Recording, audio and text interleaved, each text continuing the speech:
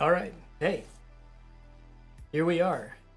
So I haven't done a stream in a long time, and this is actually just to kind of test out the setup, but I wanted to do something interesting as well. And so this is a kit that I picked up when my family was on vacation a few months ago over spring break in New York City, right? They had in the Tamashii Nation store in Times Square. They had this thing for sale. It was definitely way overpriced for what it is, but I picked it up as kind of my souvenir of the trip. And yeah, it's fine. It's the RX78 version 3.0 master grade kit, basically just recolored. There's a very small bit of differences as well, and we'll take a look at those. But anyway, we'll go ahead and do a quick unboxing here. And I unboxed this sort of already. You see here, I took the runners out of the plastic bags that they come in, and that was really just to be able to fit it in my suitcase to bring it home from New York City. So when I bought it at the store, they threw in this little thing, which is kind of just a plastic acrylic display stand kind of thing, I guess. And they also threw this in, which I think is feels like a single trading card inside of here. We'll open this in just a minute and see. And then there was a bag that came with it as well that I saved. And then obviously the kit. Now the cool thing that I noticed right away about this kit is that they gave me not just sticker markings, but also water slide decal markings. And they're basically all the same, right? Everything here and over here is all on this water slide sheet as well. So that'll come in handy because I don't like stickers. And so I'm not sure what these are here. They look like some sort of color correction type of a situation. We'll have to see when we go to build the kit what it says about that. But anyway, that's what those are. And then instructions. I'm pretty sure this is just the Master Grade 3.0 instructions with maybe no changes. As far as I know, the only difference with this kit is the shield. And yeah, they don't even have here in the instructions anything about the slightly redesigned shield. So it is just a copy of the same instruction book, just with a different cover on the front of it. So anyway, I'm gonna go through real quick. I don't think we'll look at all of these runners individually. They are all just basically grayscale.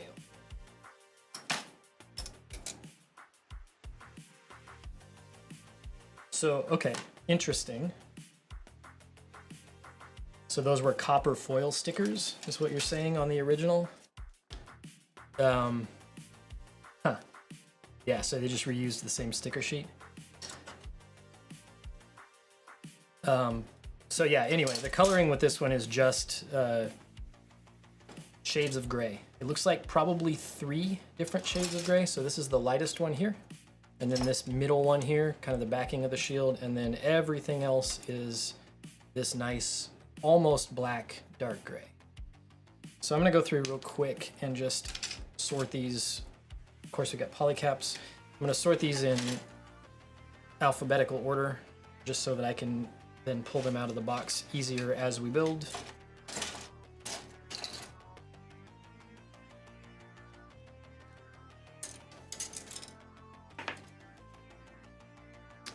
It's got these type of master grade hands that I hate.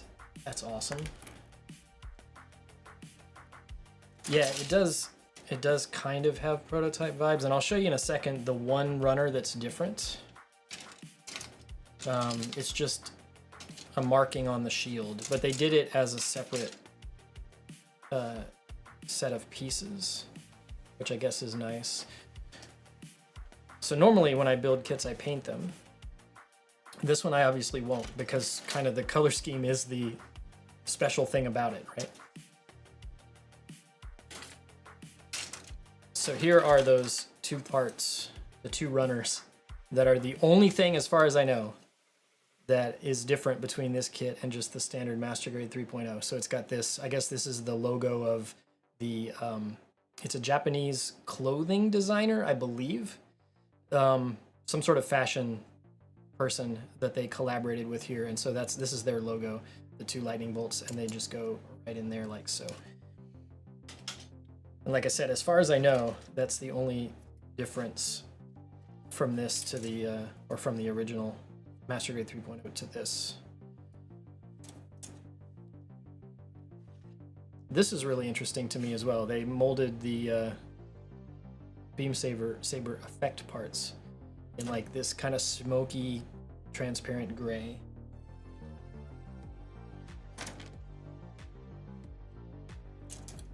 H2, G2.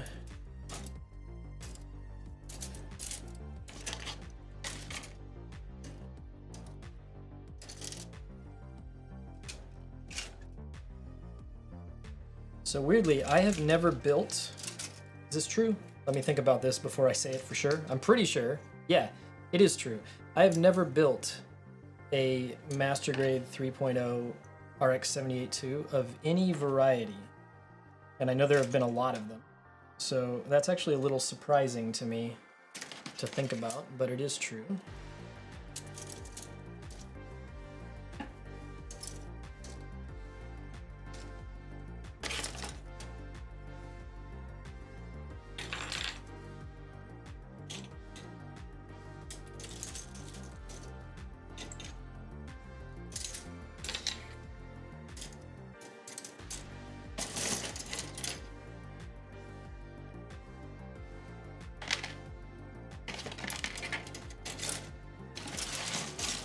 All right, with that, I think I'm organized enough.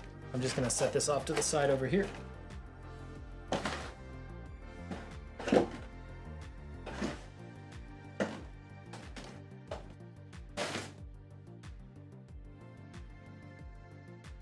So this was kind of an impromptu idea today to stream this. I was actually working in the studio on my 3D printer back there, and getting frustrated with something I was working on, so I decided to just take a break from that and hit go live and build something. So here we are. Let's see what's in these special things that they included with the purchase.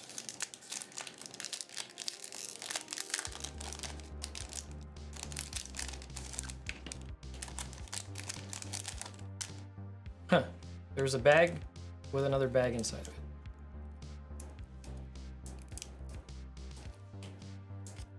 And this one's impossible to open.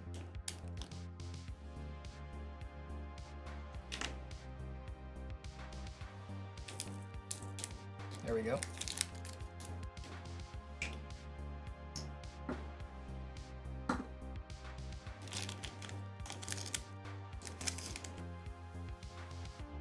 All right, so yeah, I think this just slots in here, right? That's all there is to it. I don't know if they include this at that particular store with all purchases, or it was just a special one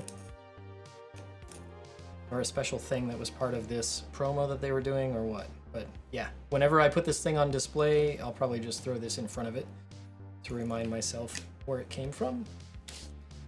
And then we have this very thin package that looks like it's a trading card of some kind. See what we got.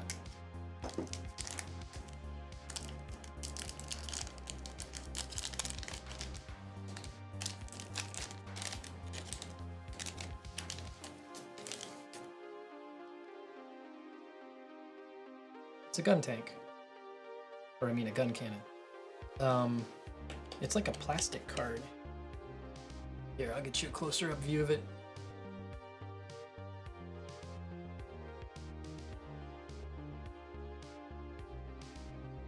I don't read Japanese, so I don't know what it says.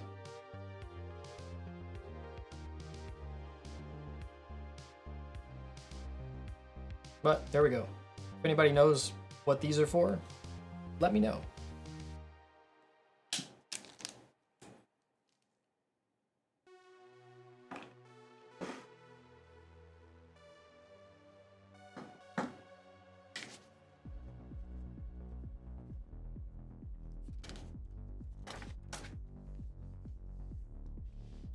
Looks like we're starting with a core fighter.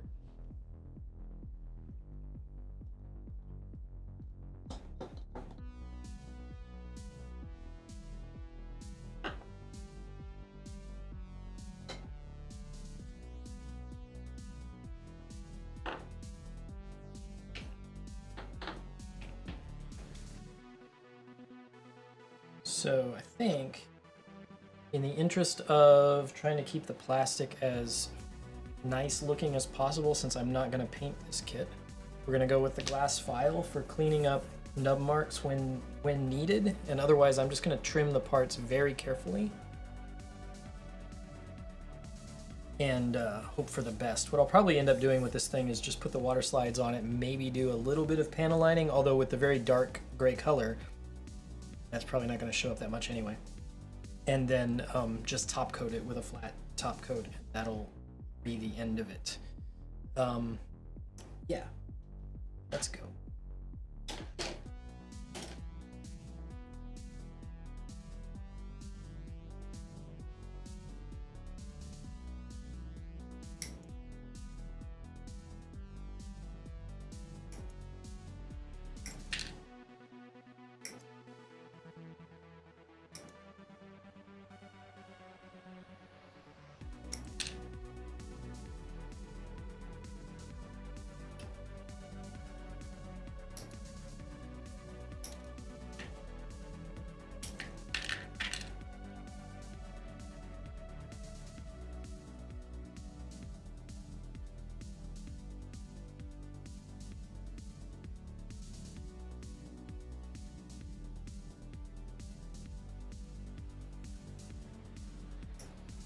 White panel liner for the darker gray. Yeah, that's possible. Have you ever, so let me know, anybody here, if you've ever tried panel lining with white. I have not. You'd have to make sure the paint was thick enough, right? To actually, for the white to show up.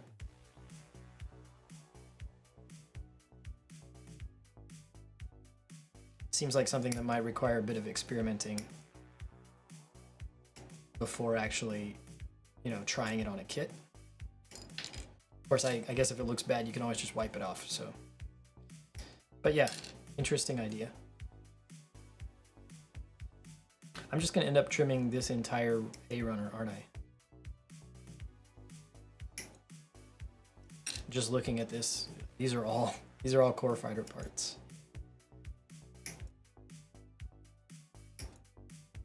I'm just gonna stop looking at the instructions and cut them all out.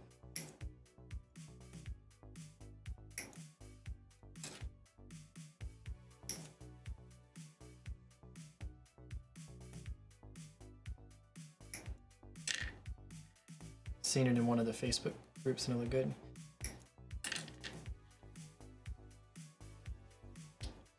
Yeah, for me, usually, if I'm gonna use you know, panel lining on any of my builds, I usually just go in, you know, with black. I know a lot of people use like lighter gray tones and things like that on lighter colors, or even like brown panel lines on red or yellow parts. For me, I just go with black on everything, and it's always looked good to me. So that's my style, but yeah, white would be an interesting thing to try, maybe.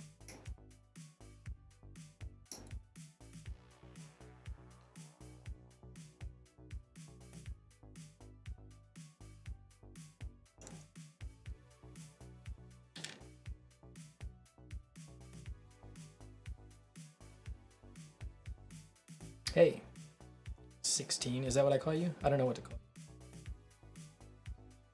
you. Welcome back. It's been a while.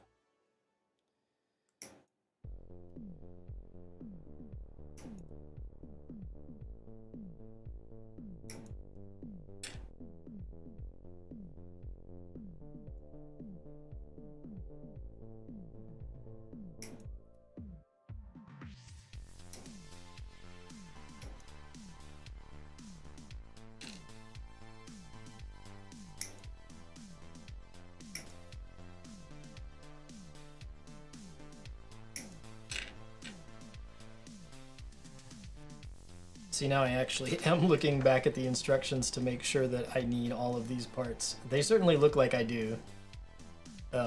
These two here are definitely the little kind of like air inlet vent parts at the fronts of the wing sections. 16 is fine. All right, cool. This is definitely the canopy. We got our weird transparent landing gear.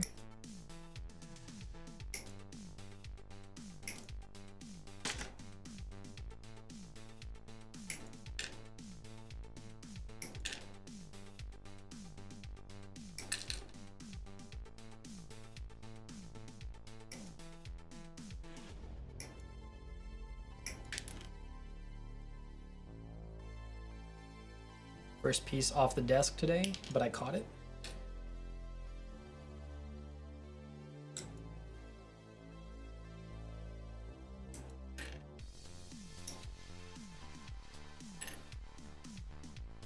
All right, so there's all that's left of these two little like linkage parts. I assume that since the entire rest of the runner was part of this core fighter, that they are as well. And if I cut out extra parts, we'll use them eventually. So not a problem, right? Yeah.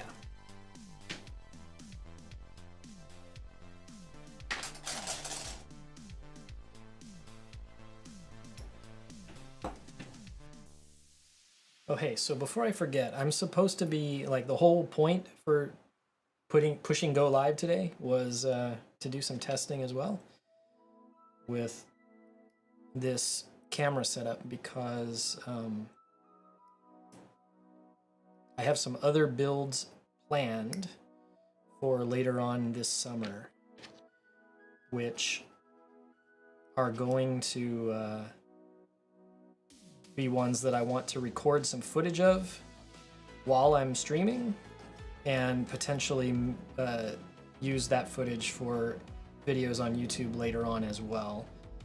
And so I have things set up, hopefully, in OBS so that I can start recording each individual camera individually, full screen, regardless of what's on the stream setup. And so I'm gonna go real quick. And well, first of all, I'll show you the other camera. So I've got this like over the shoulder, kind of behind me view here. So we'll switch back to the overhead for the moment, but I'm gonna go ahead real quick and hit record on both of those so that I can see that they're recording. And you guys can let me know if the stream starts to lag or drop frames or anything like that. I can of course also watch the stats here and decide if there's any issues. But the idea is hopefully to be able to record both of those cameras simultaneously while also still being able to stream out to both Twitch and YouTube all at the same time without my computer bursting into flames.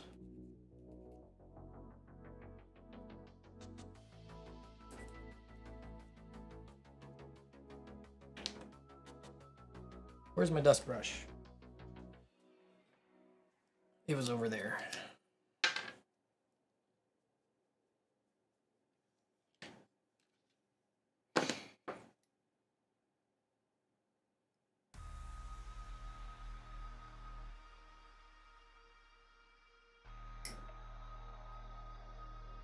Hey, it's Walter.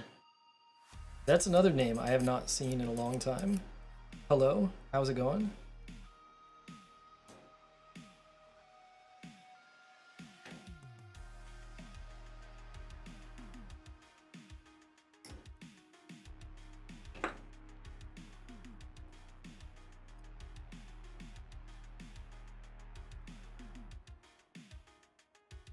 Enjoying some kits. Yeah, so today we're building, if you just joined, which I assume you did, we're building this weird kind of grayscale version of the Master Grade 3.0 RX78 II.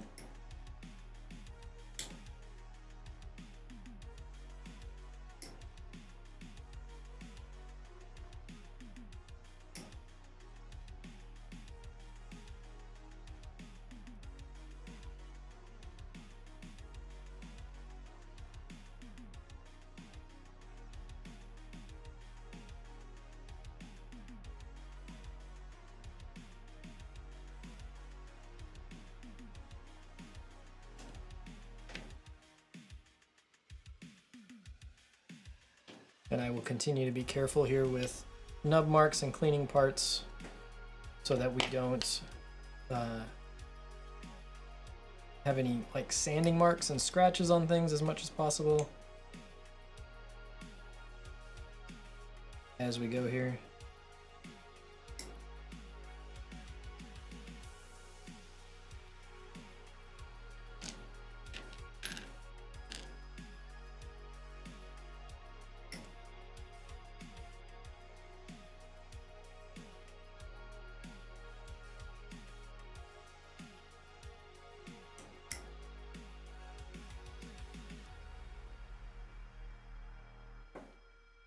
And I'm going to keep switching the cameras kind of back and forth as we go as well,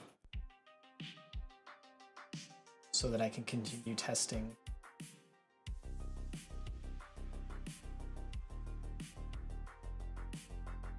Right, so now I'm seeing on my stats that it's starting to say that it's dropped some frames because the computer can't keep up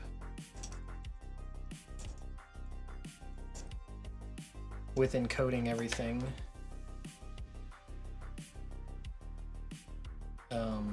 Because I'm trying to record 2 camera feeds at the same time as also streaming. So real quick, I'm gonna go and turn off one of them and we'll see what happens now.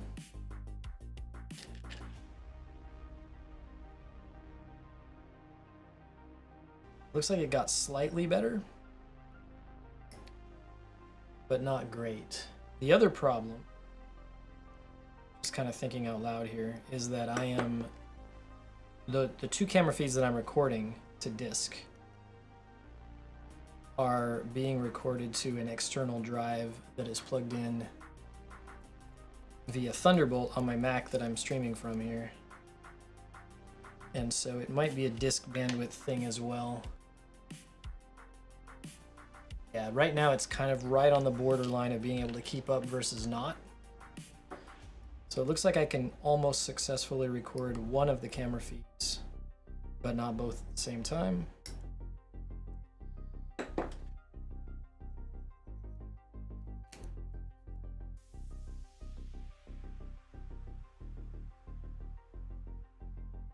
Which is fine, right? Good to know. I can just work around that when I actually go to use this setup for recording. Just sort of keep track of which camera I want to record at any given time. I'm gonna stop the other one now real quick and see what that does to the stats that I'm viewing on my screen.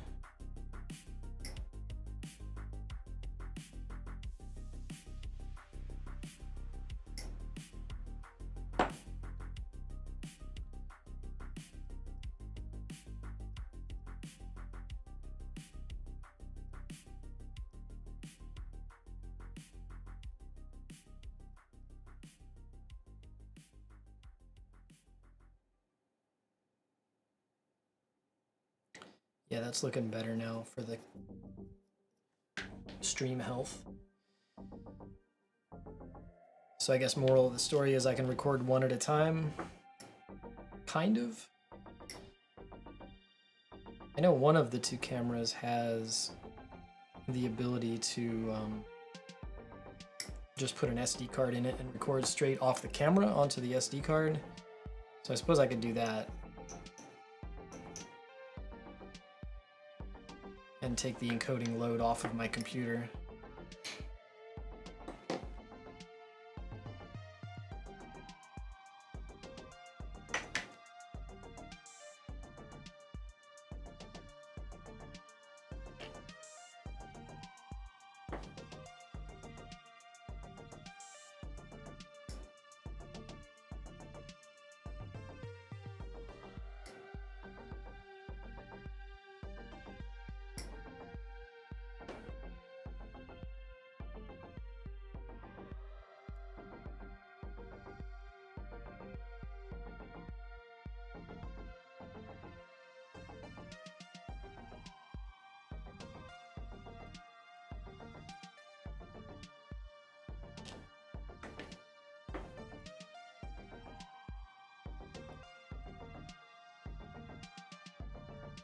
Yeah, so the big upcoming project, which I probably need to get started on sometime in the next couple of weeks, if not sooner. I honestly should have started on it probably already. I have a friend who reached out quite some time ago now and asked me if I could build him some sort of commission, custom gunpla kit. He didn't really have a specific idea in mind. He's a big Gundam Seed fan, and so we decided something from Seed, and then he wanted something that looked, pretty over the top fancy. And so I started showing him some of the resin conversion kits that I have in my backlog. I had a couple, actually. And he liked the extra detail and just complexity of the looks of those resin conversion kits. And so he picked one out. It is the Master Grade Force Impulse. There's a conversion kit from the guys at Ujiao Land. Like I said, I've had it in my backlog for a while, never built it, but he wants me to build that for him. And there's kind of a deadline because he is actually organizing a conference that is going to be in Orlando, Florida, which is kind of near me, in, I think, October, maybe November. And he wants to have whatever I build on display at like the check-in area for his conference. And then, obviously he'll take it home and keep it after that. And he invited me to come to the conference and bring some of my other customs if I wanted to just have them on display there. So I'm not sure about the logistics of transporting those, but I'll probably think about bringing at least a few as well. So anyway, I've signed up to build and paint and complete this entire resin conversion kit between now and, basically sometime in October.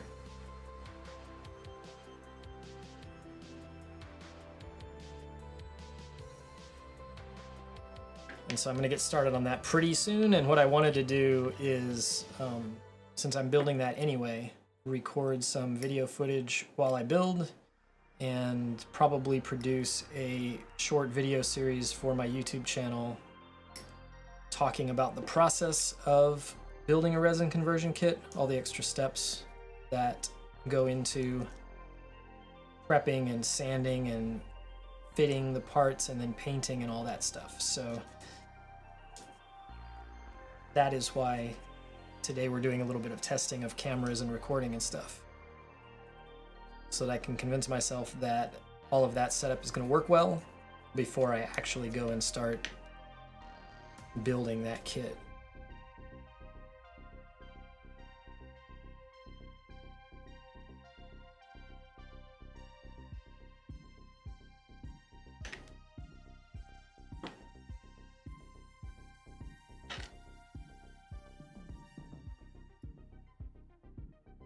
But that should be fun. I'm looking forward to it. I haven't built a resin kit in probably 4 years or so since the last one of those that I did. So it's been a while, and I've probably forgotten and or blocked out the pain and suffering that it causes.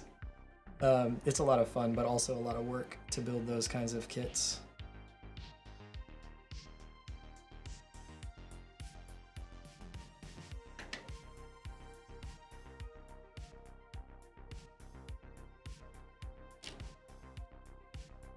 Jealous of video quality. So I super care about video quality. It's something that I've been like working on and thinking about and striving to improve for a long time. And I actually probably spend more time tweaking settings and lighting and all of that kind of stuff than actually streaming and or recording video. So that's something that I should get better at, is to stop playing with settings and actually like make content. But yeah, for a long time I have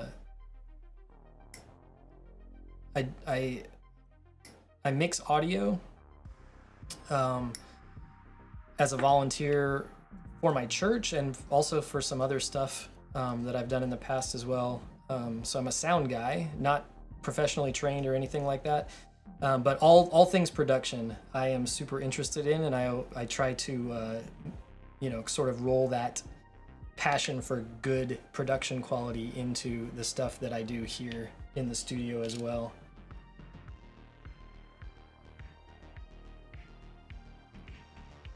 But yeah, thank you for noticing. I'm glad that maybe all of the extra hard work and tweaking that I do to settings constantly, that someone noticed. So, cool.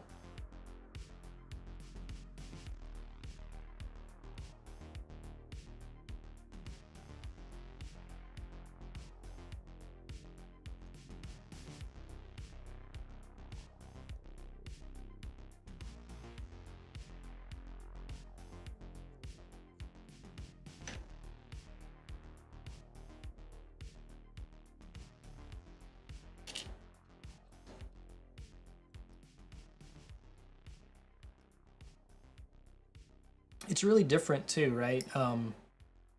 Like if you look online for people's advice or videos on YouTube or whatever about streaming and OBS and that kind of stuff, all you find, and this makes sense, is people talking about streaming, basically your computer screen, right? With maybe a face cam, because that's what most people do.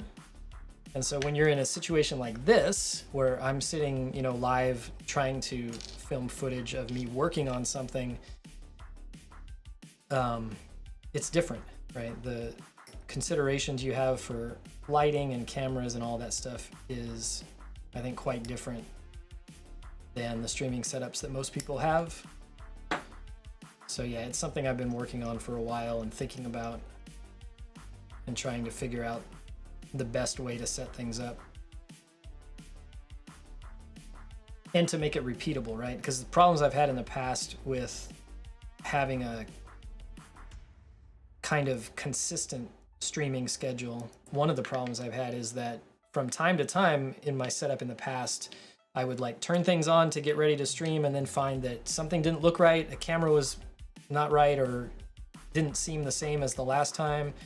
Or my lighting wasn't consistent, and then I would spend so much time tweaking things to try to get things looking good that then I would run out of time to actually stream. So what I've tried to do now is automate everything as much as I can with some scripts on my computer that like set camera settings and stuff like that, so that I can just basically turn things on and say, I want to start streaming now, and I run a couple of either Stream Deck multi-actions that set things up and or scripts on my computer, and then everything is exactly perfect and ready to go. And that, I think I've got that tweaked to the point now where it's consistent enough that I feel better about, like, today I just decided, like I said earlier, like I'm going to stream today because I was frustrated with what I was working on and it wasn't going well. And I was like, you know what, I'm just going to take a break and stream for a bit. And so I didn't have to like plan ahead or think a lot about setting things up. I just turned it on and it was ready to go.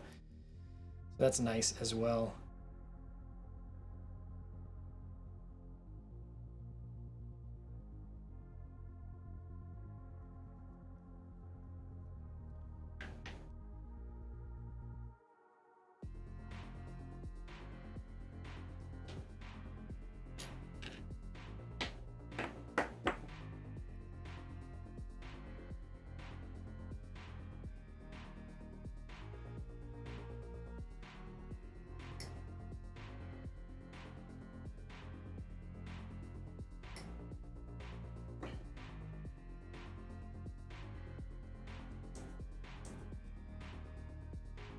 Yeah, I'm always, like anytime I can automate something that I find myself having to do repeatedly and or that I find annoying, I will always try to spend extra time to do that automation task if I can, because then like it just lowers the barrier to, like I said, actually starting a stream, for example. I know, at least for me, that I will get sidetracked if I go, you know, to start recording or streaming or anything and things aren't looking right. I'll then, you know, be down the rabbit hole for several hours of trying to tweak and fix things. And so I have to find ways to force myself not to do that.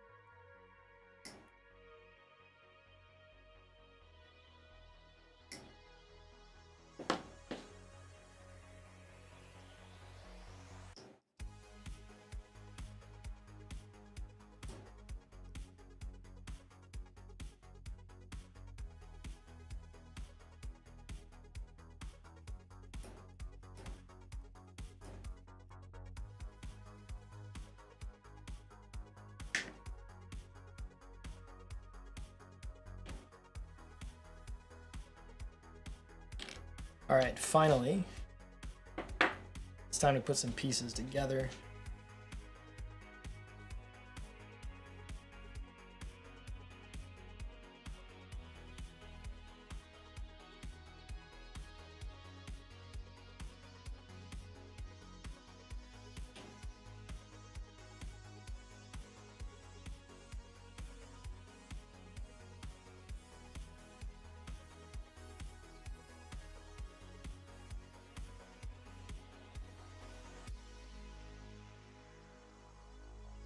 And actually, since I'm doing that, I'm going to hit record on that little test recording again,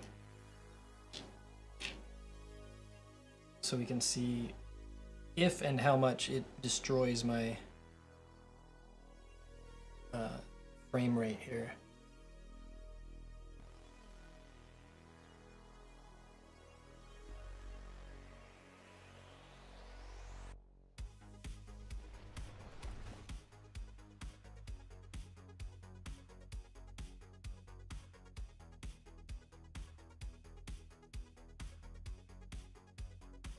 Yeah, interesting. It looks like it doesn't destroy it, but it makes it not good.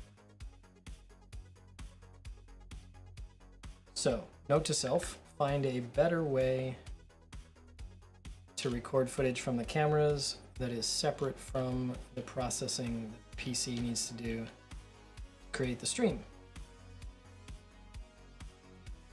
Master Build Gunpla, hello.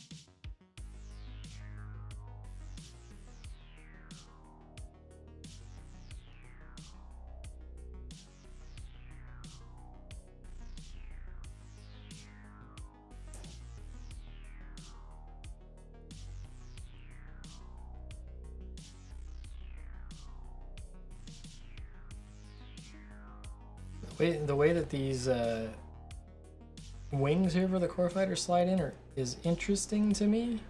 Again, I have not ever built the Master Grade 3.0 RX78 like in any version of it. I think I have two other versions of it in my backlog. I have the recirculation color version. I don't have the original like regular version of it. But anyway, the way that these wing pieces fit in here is kind of strange. But I'm sure that once we slide these other bits in here, all of that will be held in place, no problem.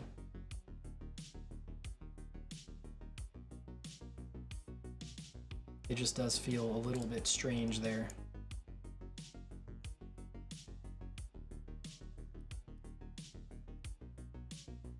Yep, and that locks that in place. Interesting. Okay.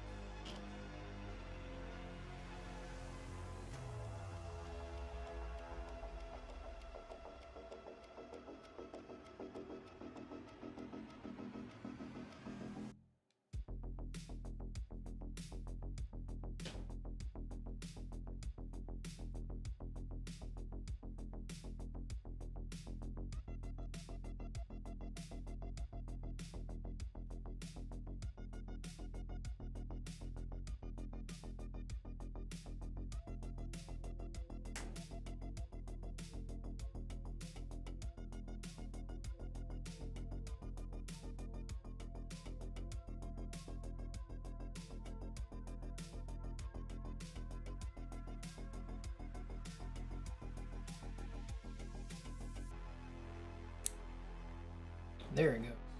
So that has to slide down onto these little pegs down inside of this like outer gray part. It was kind of tricky actually to seat it all the way down in there.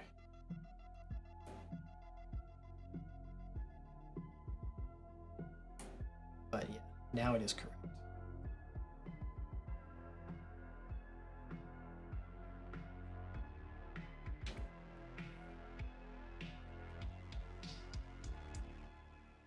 And I'm missing a part because I only looked at the A runner. And there's obviously at least one, this nose cone piece here, that I needed off of the B runner. And yeah, this one too, right?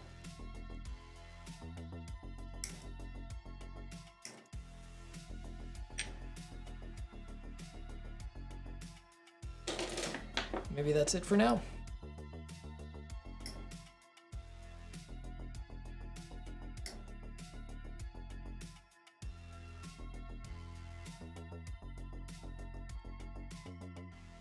So yeah, with this darker plastic, I don't know if the camera picks that up. We talked about how good the camera quality is, but I don't know that it's good enough to see like the tiny little kind of stress marks that are being left if I'm not careful when I trim the nubs here.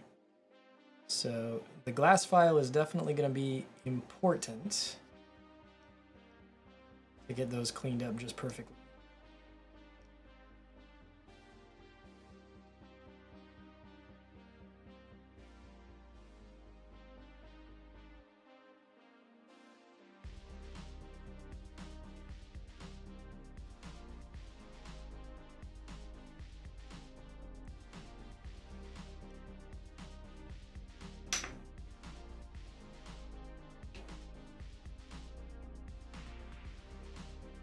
Nice.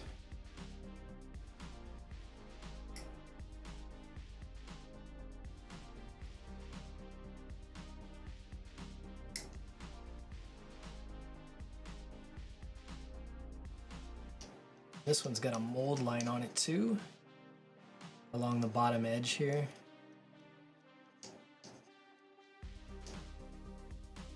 This is something I would normally just sand and get it perfectly smooth because I know I'm gonna paint over that, but since no paint here, we'll just be a little more careful.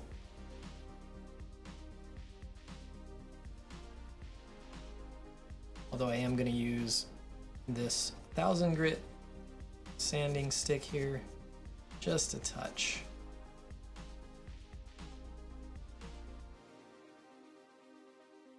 And then try to buff that out with the glass file and make sure that it ends up back with the same kind of surface texture, surface shine that the rest of the parts have. Yeah. Nice.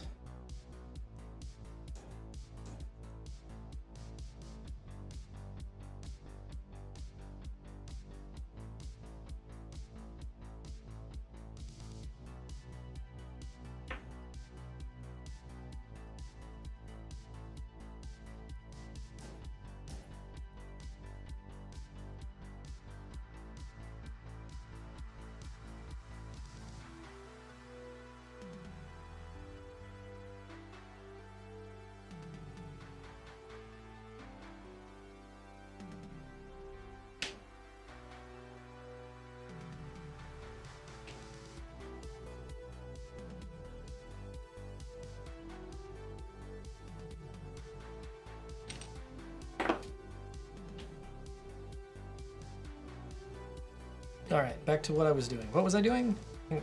Putting this piece on here for starters, and then we'll figure it out from there.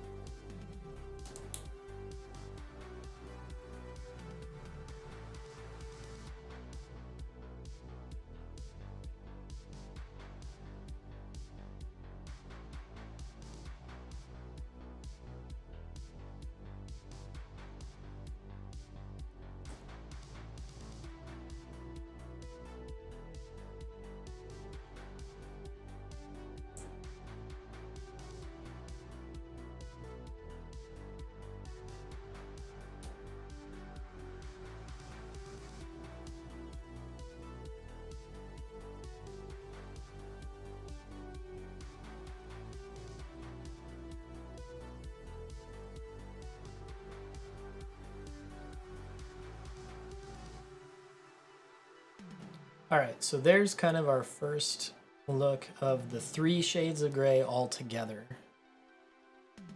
We've got the lightest one here, which is still pretty dark. It's like a medium gray. It's the same. No, there's 4 different shades of gray. Okay, so these are the 3 darkest shades, and there's a lighter one than this. So we've got this kind of medium gray, then we've got this darker one, and then the very darkest here, kind of at the top of the nose cone. And then all of that is slightly darker than this lightest shade that we have here.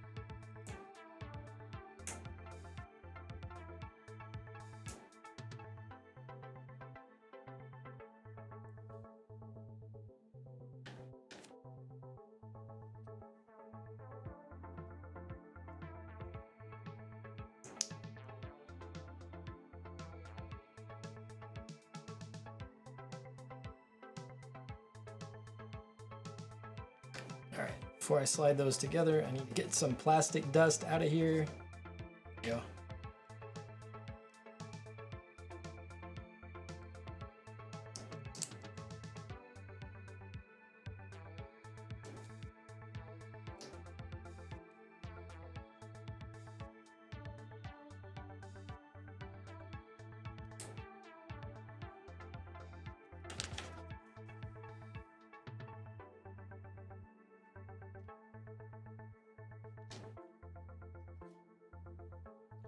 need some more parts.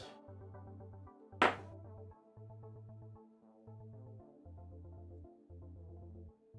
least this one here, right?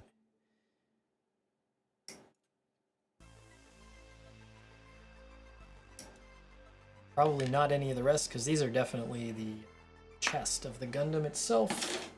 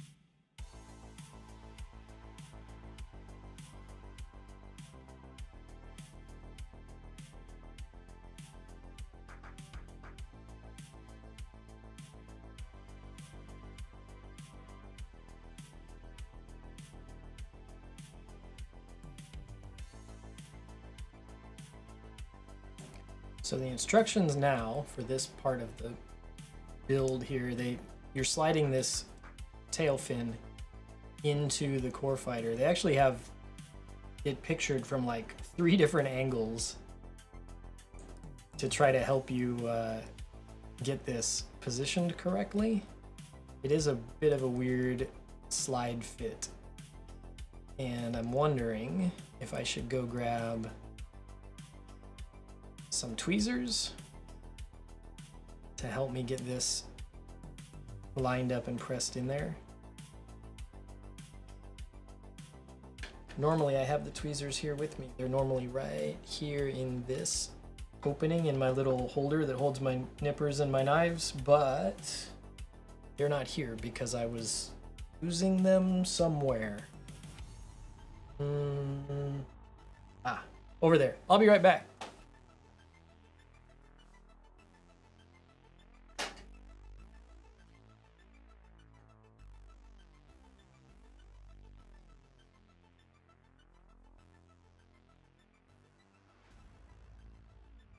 All right, now I have little bits of 3D printer filament that came with me.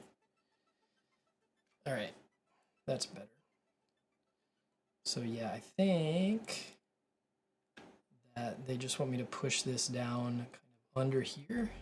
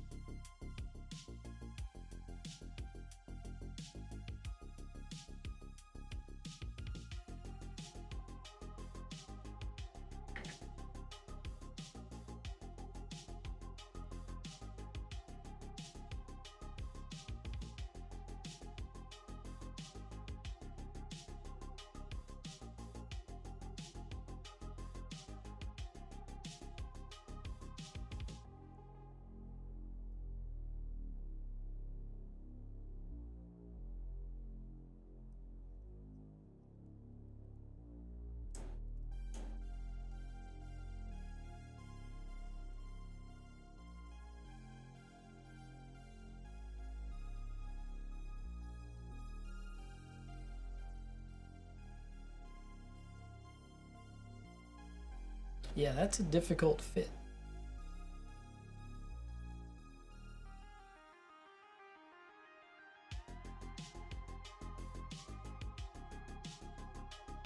So the tail fin itself has these two little pins right here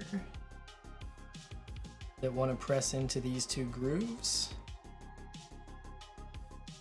And then this darker gray supporting piece underneath wants to push back along with it, but it's just a bit tricky.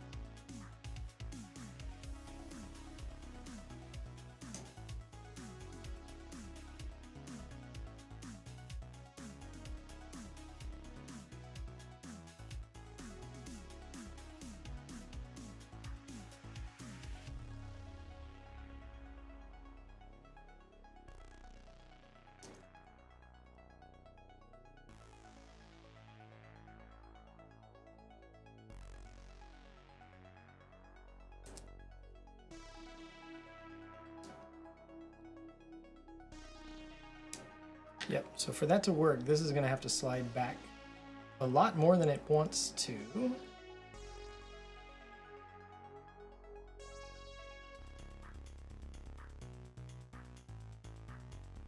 Not sure why for me this part is so tight.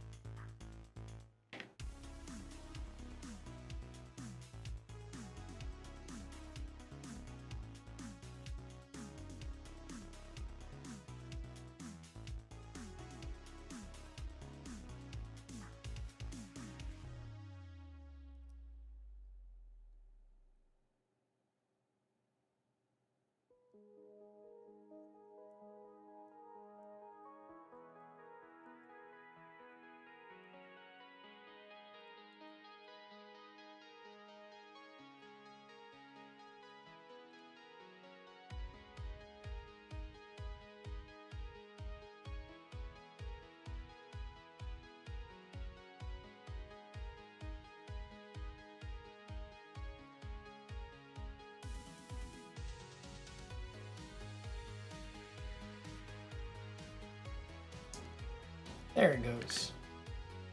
That was weird.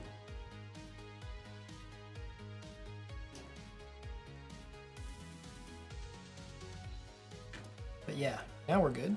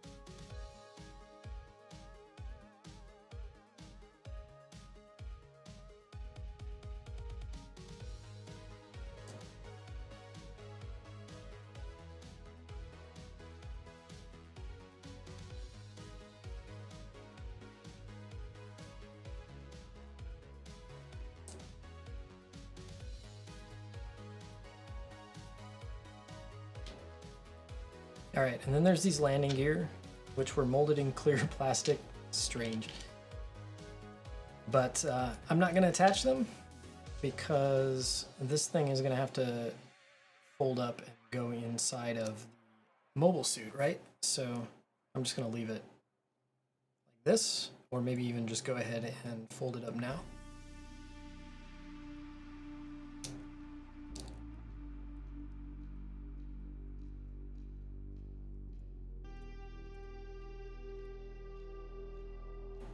Like so.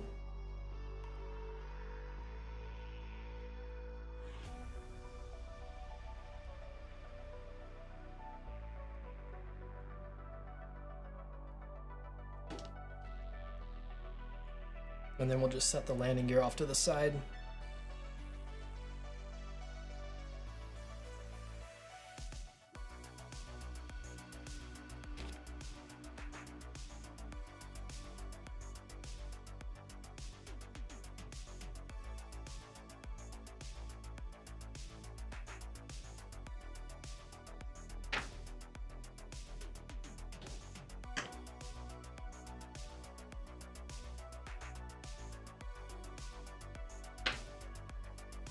All right, so I also did not really think or plan ahead as far as like how long I wanted today's stream to be or what I wanted to accomplish. So other than the camera testing stuff, which we've already done. So what I'm gonna do is plan to build the chest and head, I think.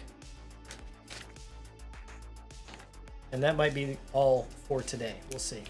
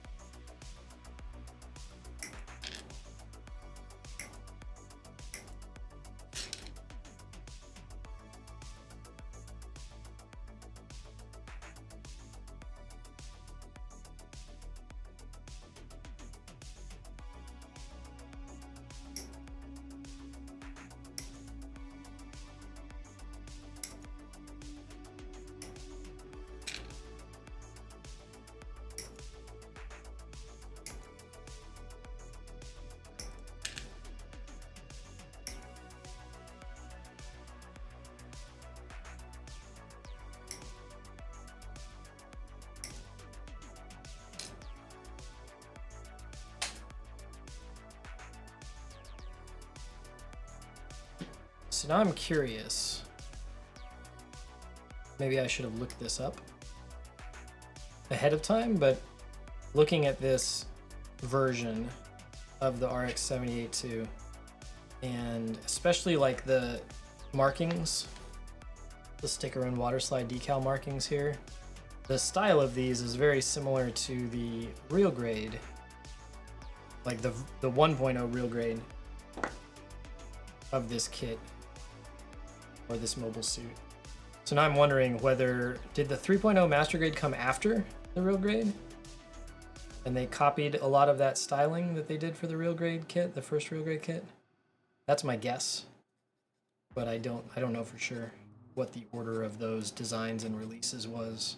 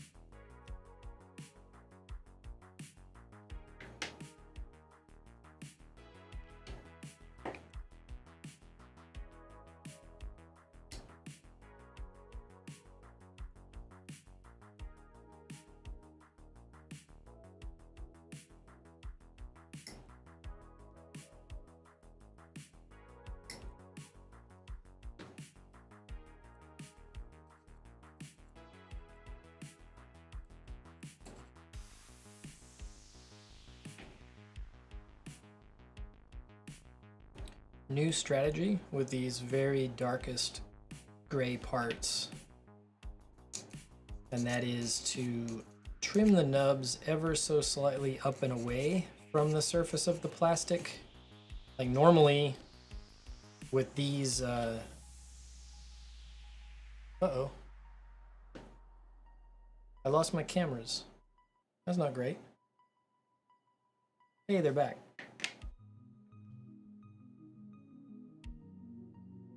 That one's dark. Let me fix it.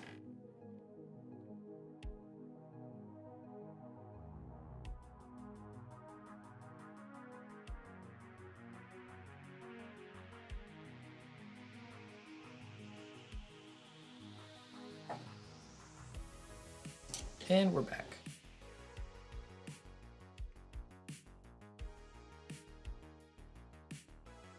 Weird power issue. Let me think about that for a second. Because all three cameras, I think. We weren't looking at this camera at the moment when that happened. But I think that it went off and restarted as well. So what that means is that I guess it means the switch that they're plugged into. No, it was three cameras all at once. So I think it is they are all three plugged into a single switch, which it's like a smart plug type switch, so that I can turn them all on and off as a group. And I think it must have had a problem and reset itself very quickly, or very, yeah, it like lost power and got it right back. So I am unaware of that ever being a problem before, but I may need to separate them out so they're not all plugged into the same thing. Weird.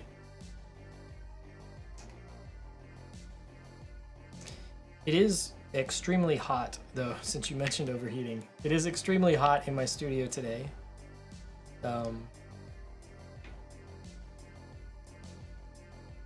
I'm sitting in basically a sort of little walled off room in my garage in Florida. So it's, 90 something degrees outside. One wall of my room, this one over here to my right, is the garage door. So not a lot of insulation there, although I did add a layer of insulation to the garage door when I built this little room here. And there is a single window on the other side of me with a window mounted air conditioning unit in it. But it does not get super cool in here, and so the possibility of cameras overheating is always there. Fortunately, I'm not running any of my 3D printers right at the moment for two reasons. One, they would make a lot of background noise, so that doesn't really work well with streaming because the mic would definitely pick that up. And then secondly, they create heat, so best to not be 3D printing and streaming at the same time.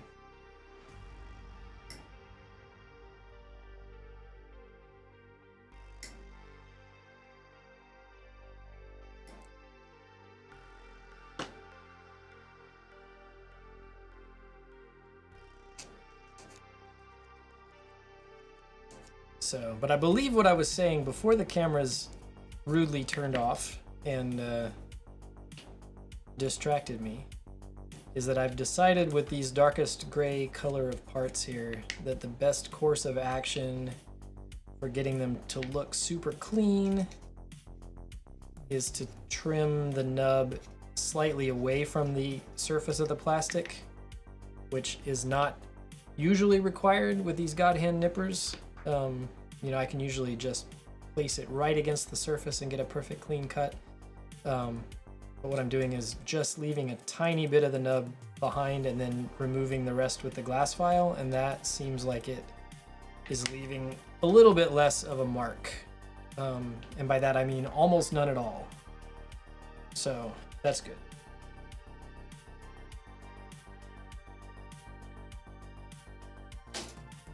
All right, I guess at this point I should actually like pay attention to the instructions, which I've not been doing for a little while here.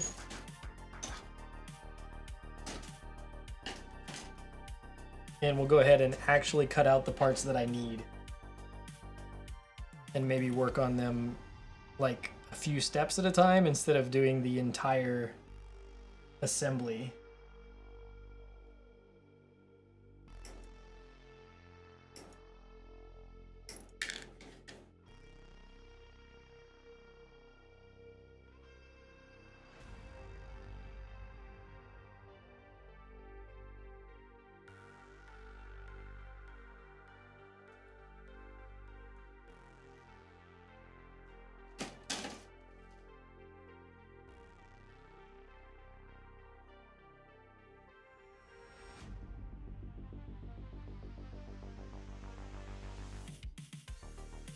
Yeah, one thing that I'm definitely not awesome at is following instructions. So I tend to just wander off the prescribed path here and do my own thing, but let's ring it in a little bit and actually pay attention to the parts needed and the order of assembly that the instructions are asking for, at least for a little while here.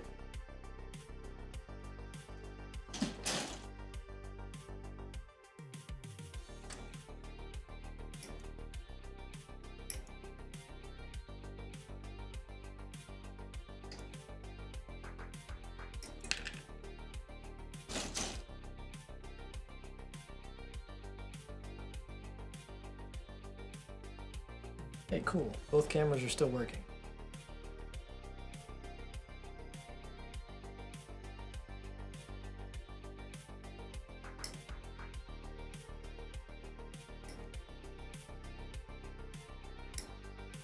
I guess the good thing was that the camera came right back on. They basically just restarted, but I didn't have to go like digging around trying to figure out how to power them all back on. So I guess that's a good thing. Never had this problem before though. But also I've never had 3 cameras plugged into that smart switch at the same time. I've only ever had 2. This new one here to my right, this one here that I can switch to is a new camera since the last time I streamed, which was like a few months ago, maybe more than a few months ago. I don't know.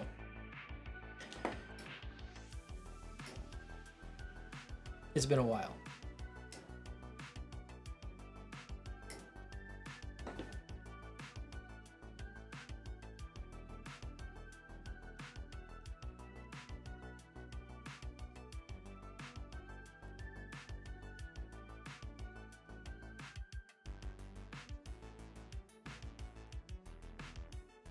Speaking of it being a while, I wonder what my new YouTube friends are gonna think.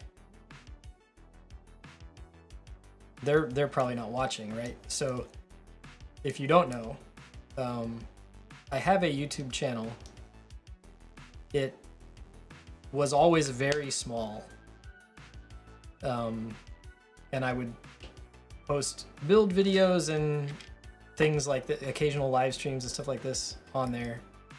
And then a little while back, I started also posting 3D printing related content on the YouTube channel. And it's kind of taken off, like all kinds of new subscribers and stuff like that. And I've pretty much for the last, I don't know, 6 months, year even, posted almost exclusively just 3D printing related stuff there. And now I'm gonna start doing mostly just live stream stuff. The pre-recorded videos are still going to be 3D printing stuff on the channel, but there will be some live streams of this kind of work on the YouTube channel, and all of those new people over there are probably like, what's going on?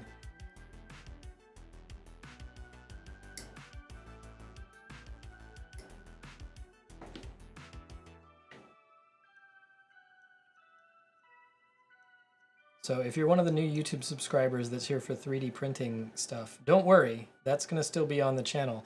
And actually, it's likely that if you're a 3D printing only kind of person, you haven't watched this far in the video anyway. So you didn't hear me just say that. But yes, there will be plenty of Voron stuff and stuff about my filament storage containers that I've released and some other projects related to 3D printers. That's all still on the YouTube channel too. But I've missed building Gundams, and so we're gonna do that as well. And like I said earlier, I've signed myself up for some projects, some building projects that have deadlines now, so I gotta get those done as well. I figured might as well live stream some and definitely record and produce some video content as well on those things while I'm at it. As long as I can make the live streaming and recording of video content easy enough that it's not like, you know, taking a bunch of extra time.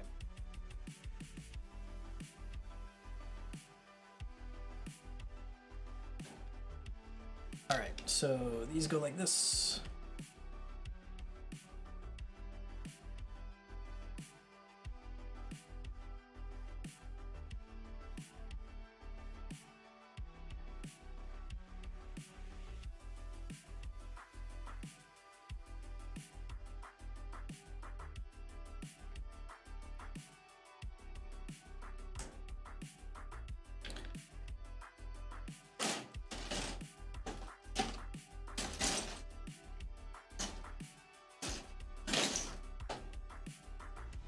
You found me about looking for things about Vorons and stuck around for Gunpla content. Nice. I think that's the opposite of most people, but that's cool. All right, I found the polycaps. I'm not excited about there being polycaps in this kit.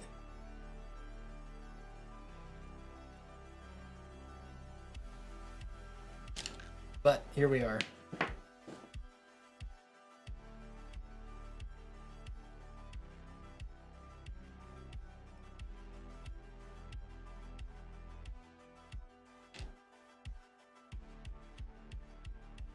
I guess my plans for this particular kit though are such that I'm likely to just build it and top coat it and put it in some sort of a pose and then just leave it on display forever.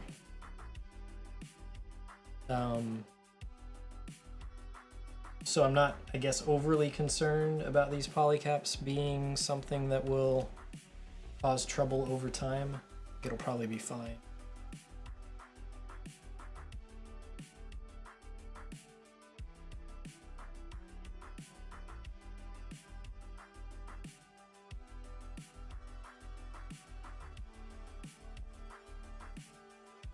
Plenty of room for Gunpla boxes. So I throw the boxes away after I'm done building them. Is that bad? I know some people like save them for box art and stuff like that. I don't have space for that sort of thing. Probably because I have too many 3D printers.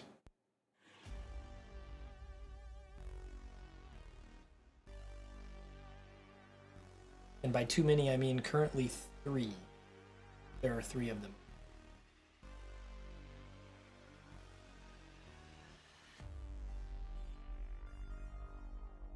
Oh wait, there's a 4th. There's a resin printer out, like outside the door behind me in the main part of the garage where the cars live. There's a resin printer on a table out there. I keep it out there because I don't want to breathe in those resin fumes while I'm working in here.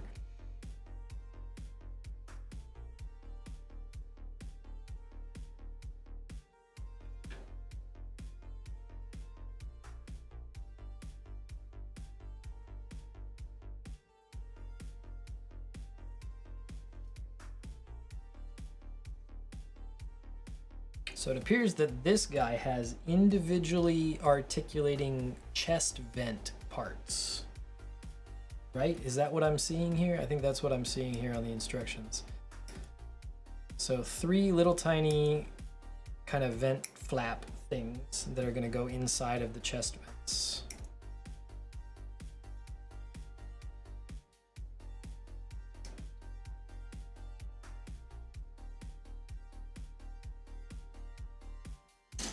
Mega size kits are very big. I don't know that I'd have room for that. So I have some like some of those IKEA glass shelving units. I don't remember what they're called. They're like the ones that everybody was like, display your kits in these. Detolf or something like that. Anyway, I have a couple of those in the main part of the house in one room. And all of my painted kits and things that I've entered into competitions and stuff like that are all on display in there to keep the dust off of them. And then kits that I've just like snap built or that are waiting to be painted, there are a few that fall into that category as well.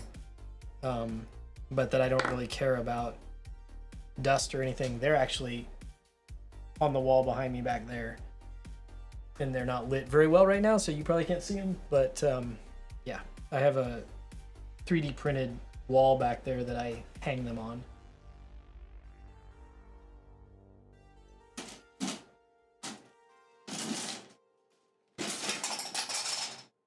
I lost a runner. I'll be right back.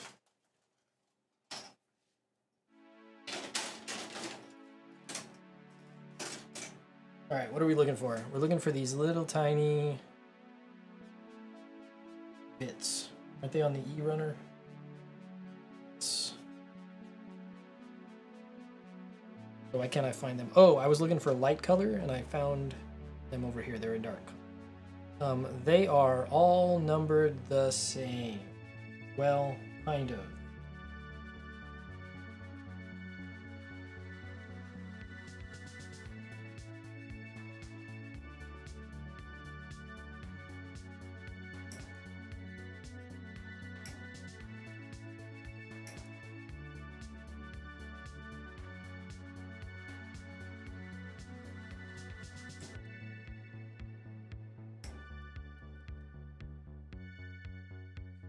It's the size of a baby. Yeah, they kind of are. I was, I don't think that I'd ever seen like the box that Mega Size Gundams come in, like in person before. We were actually just a couple weeks ago on vacation.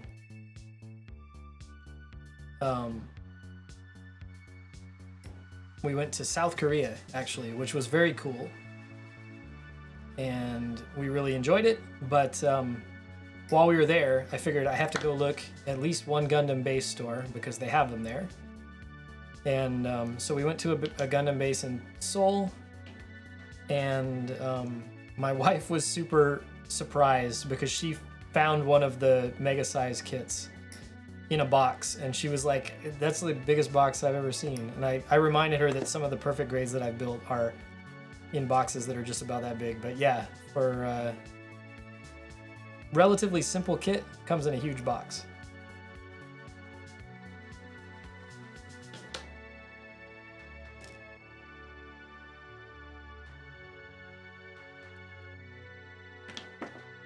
I'm using the wrong nippers. Let's fix that. There we go.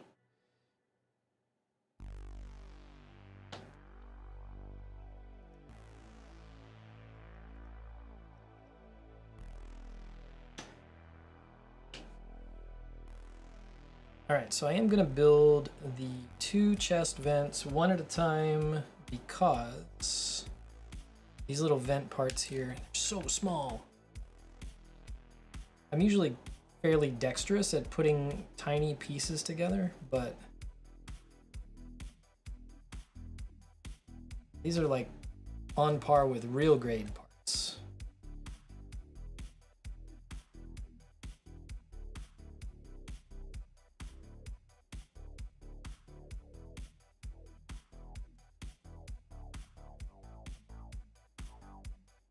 Yeah, that's what I've heard other people say about the mega size kits is like they're fairly simple. They're, you know, I guess roughly the equivalent of just like a big high grade kit as far as part count and whatever.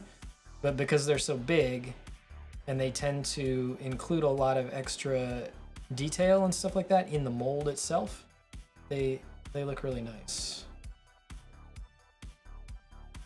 The Netflix Zaku, huh?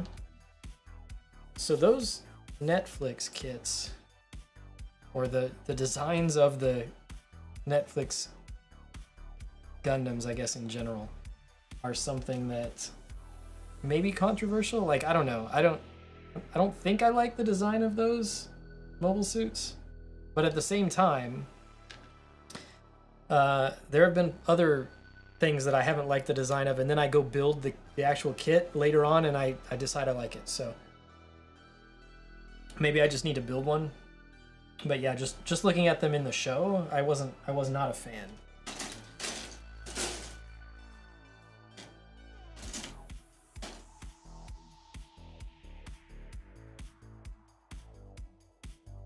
All right, 6 and 2.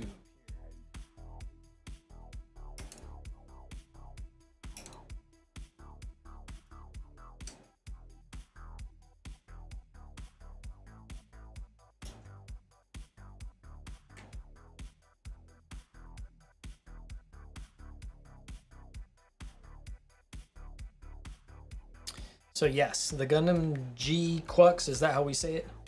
I did put that together like literally just a couple days ago.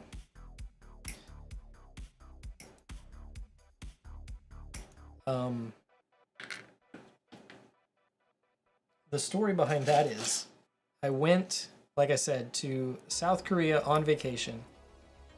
I had every intention of going to find a Gundam base store there, or even just like a local hobby shop, and buying all kinds of new release kits and figuring out a way to jam them in my suitcase to get them home. And we looked at a few different spots and couldn't find anything. Like, they have the same stock problems in that nothing's in stock that we have here in America, but maybe worse. I don't know. So I was hoping to grab some of those high grade kits from that current series and bring them home with me. I didn't have any of them, and I had never, you know, seen the G-Quux in any of my local shops here or anything like that. But I didn't find anything. So yeah, the one Gundam base store that we went to, what I ended up buying, just because I felt like I needed to buy something, but they didn't have anything good on the shelves. What I ended up buying was this Orange Haro. That's it. That's all I got. So that is my souvenir from South Korea, and yeah, it's a bit disappointing. But anyway, I got back and I went to my local comic book shop where they sometimes have Gundam kits, and they had the high grade G-Quux there. So I picked it up like the day after I got back. Yeah, that was weird. So I did go ahead and build it, but yeah, there were some tiny parts in that. And I was reminded when I was putting together not just the head, but other parts of that, of the real grade crossbone, which also is, you know, a smaller scale real grade kit as well. And that one was pretty bad, especially the head as well, with little tiny parts.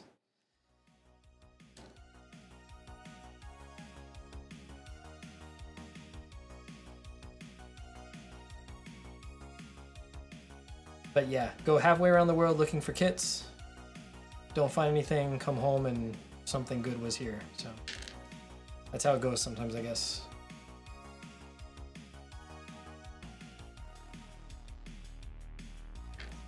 All right, this guy goes this way.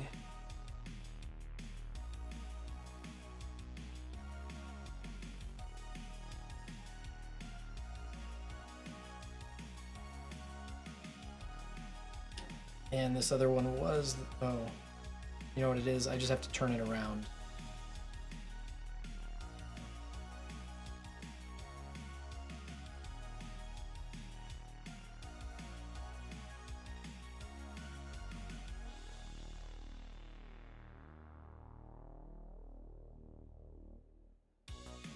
think for me, I built most of that kit sitting on the floor in my living room while watching soccer on TV. So I think I was lucky that I didn't like drop parts and lose them in the carpet.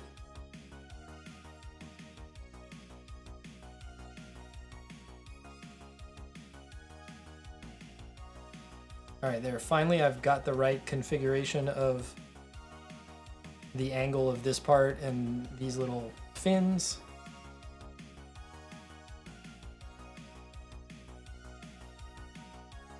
I made that more difficult than it needed to be by having like not followed the instructions precisely enough. But I think that is now correct. All right, so there we are.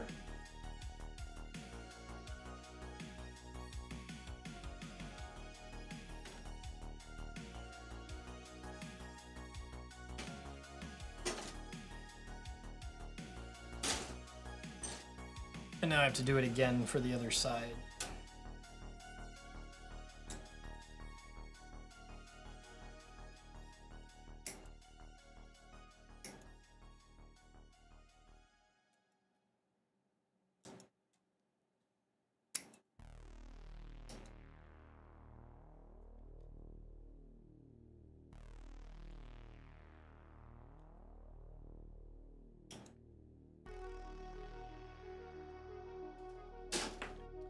Yeah, for me, I haven't historically built very many high-grade kits.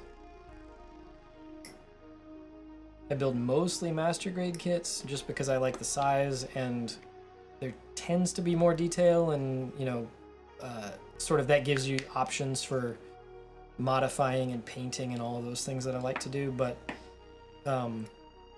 I had kind of, I guess, a low opinion of high-grade kits. I would occasionally build a real grade if I wanted something in a smaller scale. But I gotta say, lately, like within the last couple of years especially, I think that Bandai has really been stepping up their design and engineering of their high-grade kits, and they're probably worth me reconsidering now, having, you know, built a couple of more recent ones that they're pretty good. Well designed, well engineered. A lot more detail and color separation on them now as well. So yeah. Modern recent high grades are typically, I would say, always good now.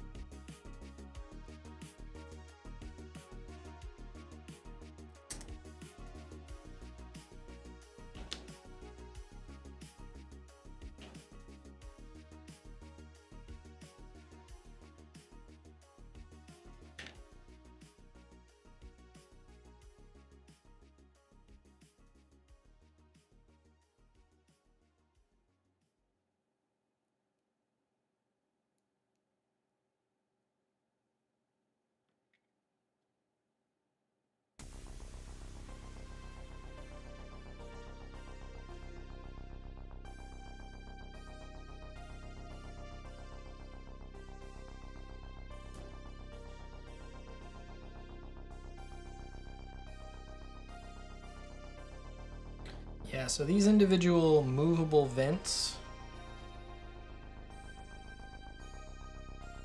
I think seem largely unnecessary. Like, I think that's an unnecessary level of detail, but they're cool. And because they're linked in the middle with that little part that they had to all attach to, they actually move together. So like if I push this down, they all go down.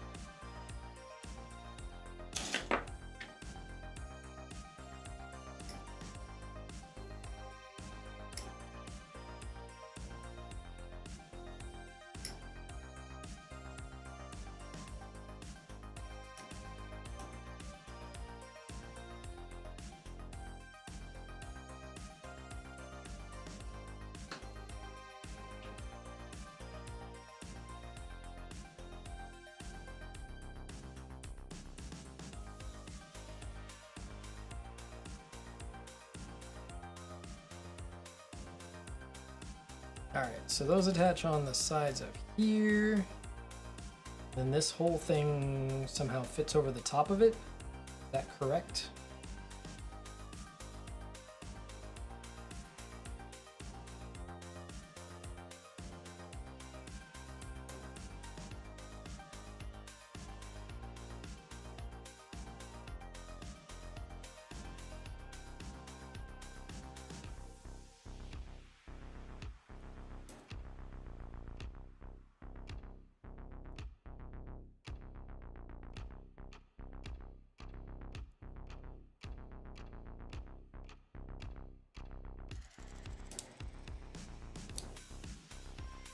There we go.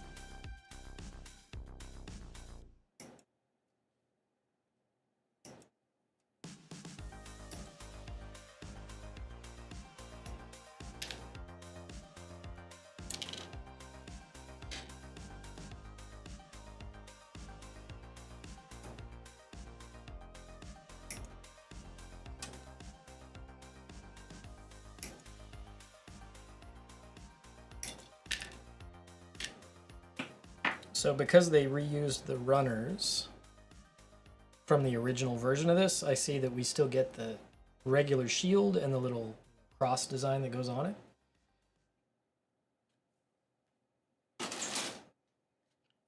So this guy will have two shields.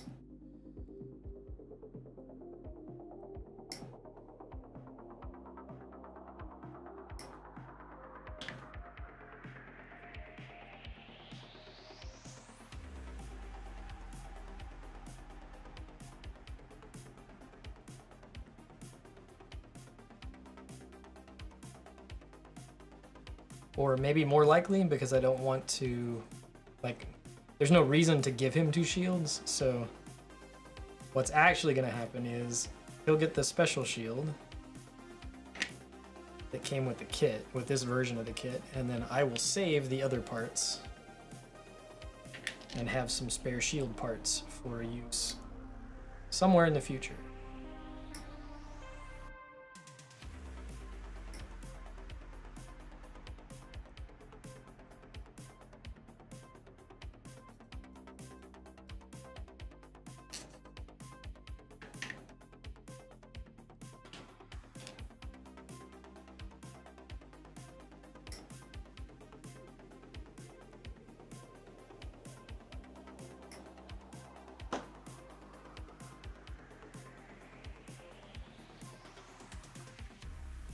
We were talking about panel lining earlier and maybe using like a custom mixed white or very light colored paint to panel line the dark parts, but actually, and I realize we've mostly just built inner frame kinds of things up to this point, but like these parts here that I'm holding right now are some of the first that I've seen that actually have like panel line detail molded in that would actually like even be possible to panel line.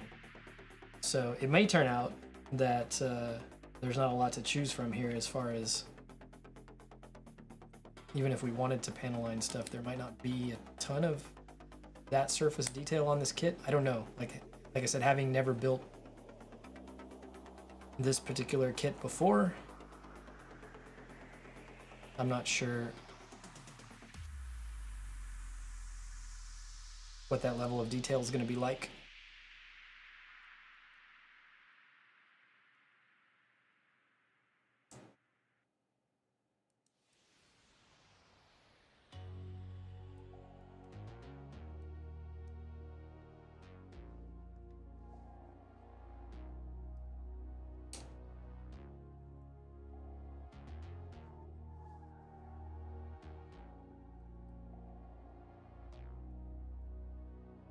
But that's what I'm going to keep my eye on for the next little while here as we put the outer armor on these things. Yeah, like there's a little tiny bit of detail here. I don't think the camera probably picks it up, but there's like these little lines here, but they're actually not even deep enough to be able to receive any type of paint if you're panel lining. So interestingly, it seems quite plain as far as that level of surface detail goes, but you know, it's got all of these decals, right? So maybe it's relying on that level of marking instead of the surface detail of the parts.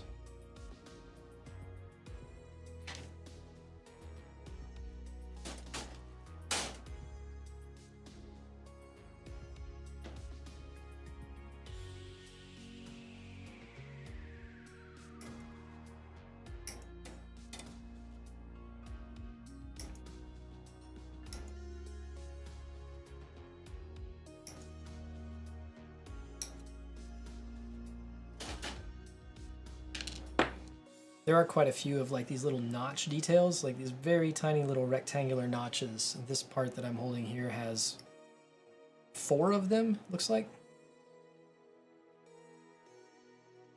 So you could panel line those for sure. But as far as like more traditional panel lines that are across the entire part, or you know, trying to separate different parts of a flat surface, those don't seem to be here.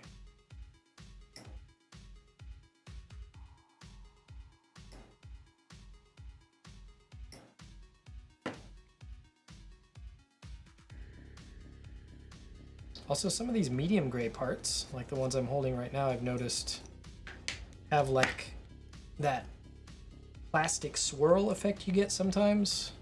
This one has it really bad. Just from the mold process.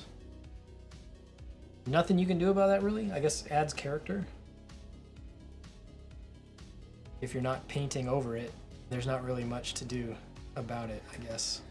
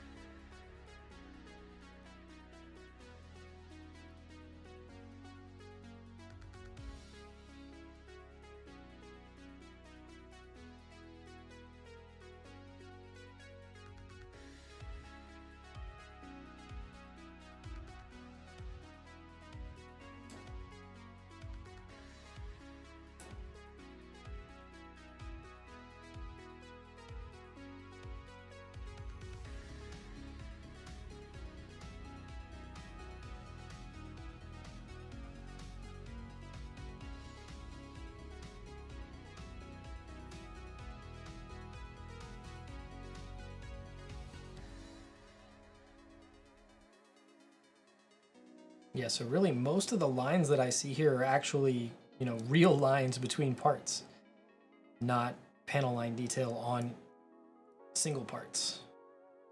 Interesting.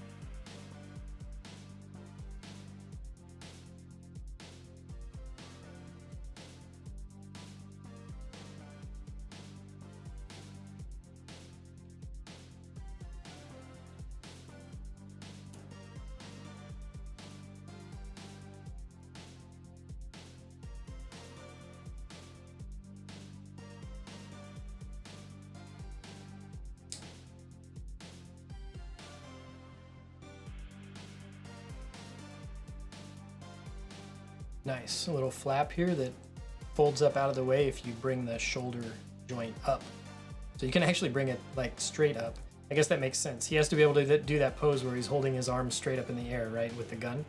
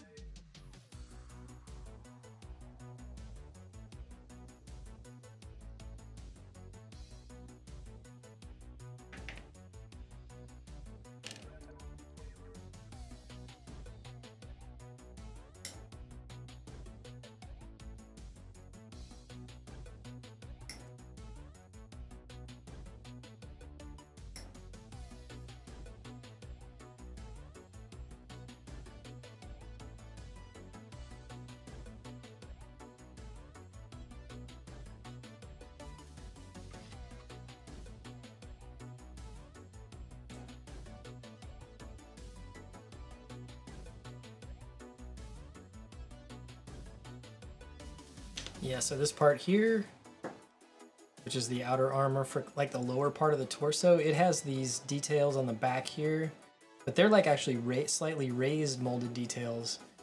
The edges of them would not take panel line, you know, without scribing them down a little bit. And then there's just a single line down the middle of the back that you could potentially panel line. And then a couple of these little notches in the front.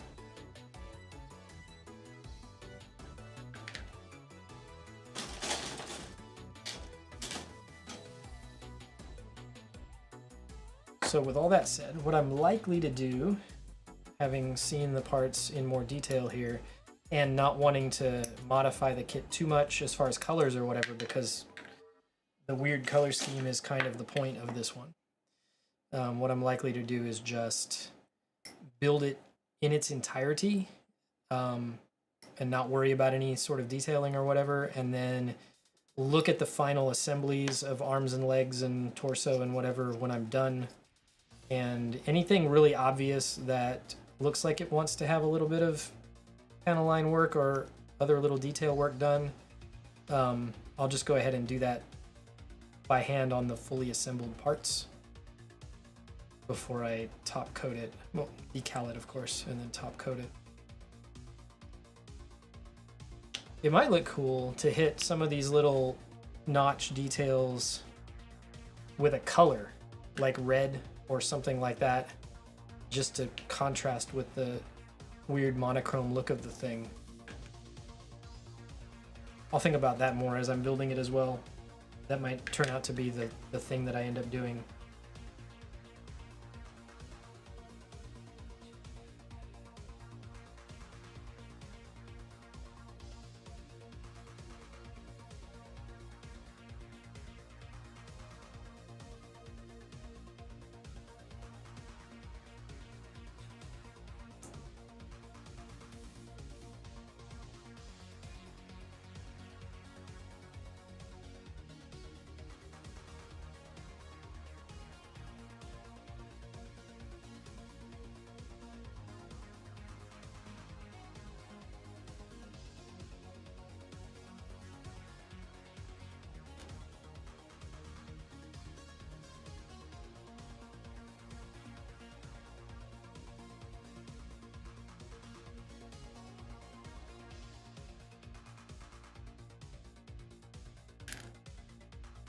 Yeah, that seemed backwards when I put those parts in, but it was right.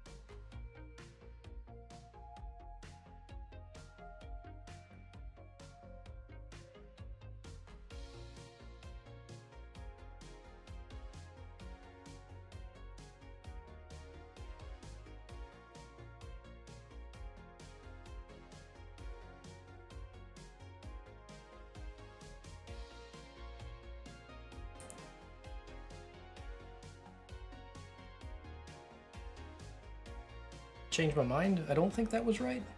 I think they're on the opposite sides.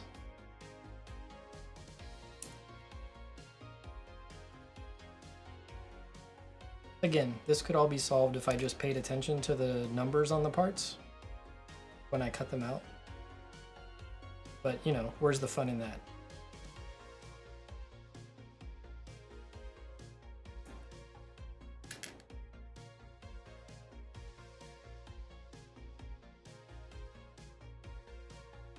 Yeah, that seems better. Let's go with that.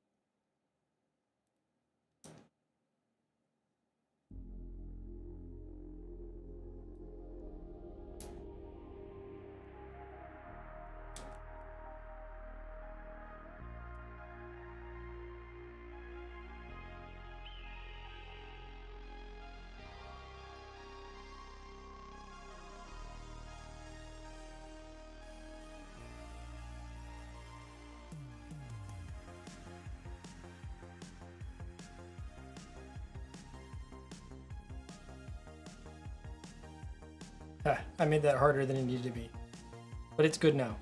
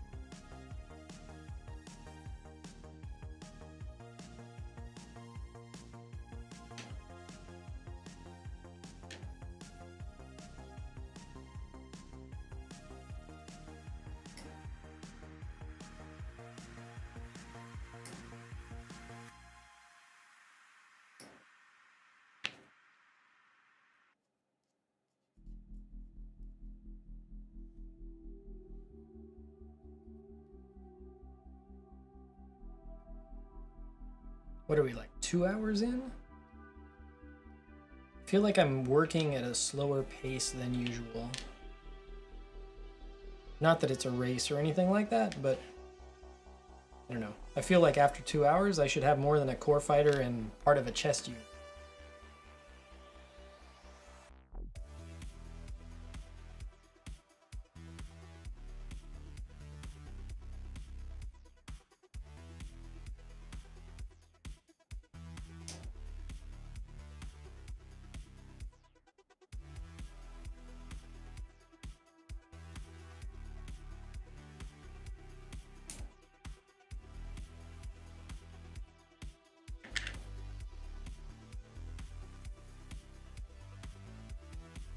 We need cockpit hatch. There it is.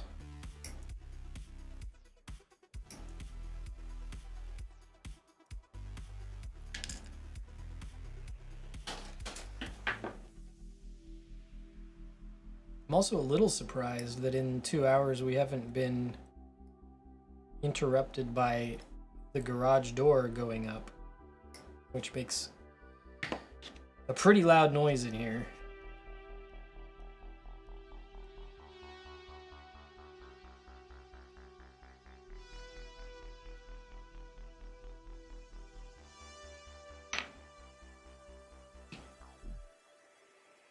It's summer vacation time from school here, and so my high schooler, I have a high schooler, that makes me feel old.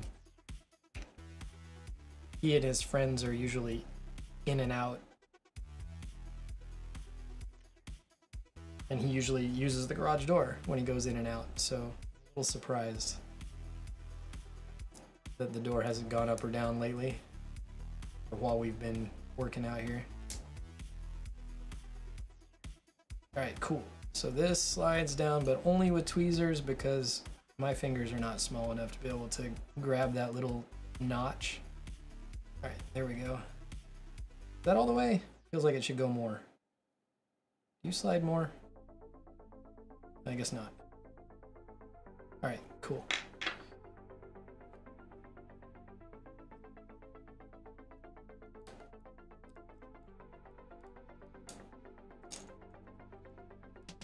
Yeah, that didn't feel like it snapped on there all the way. Let's try again.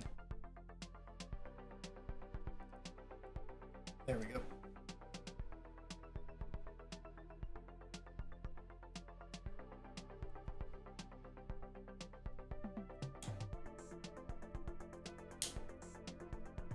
All right, so we have a little pivot here for the waist, but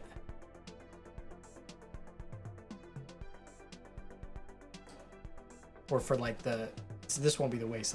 It's like above the waist, but it's not much. And you know, yeah, it's got to be rigid enough because there's got to be space for the core fighter to fit down in there.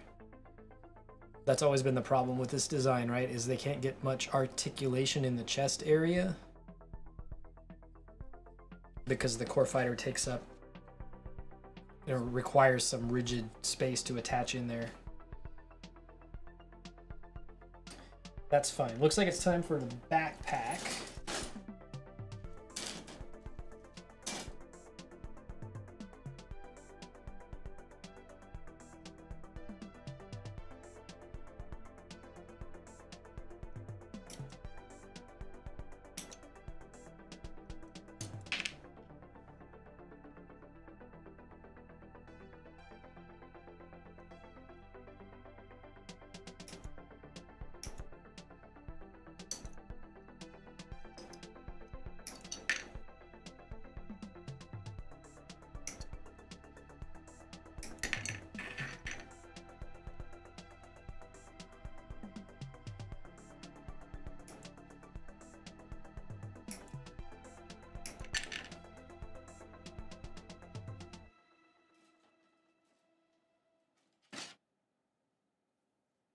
Is this a different color than this? No, I guess not.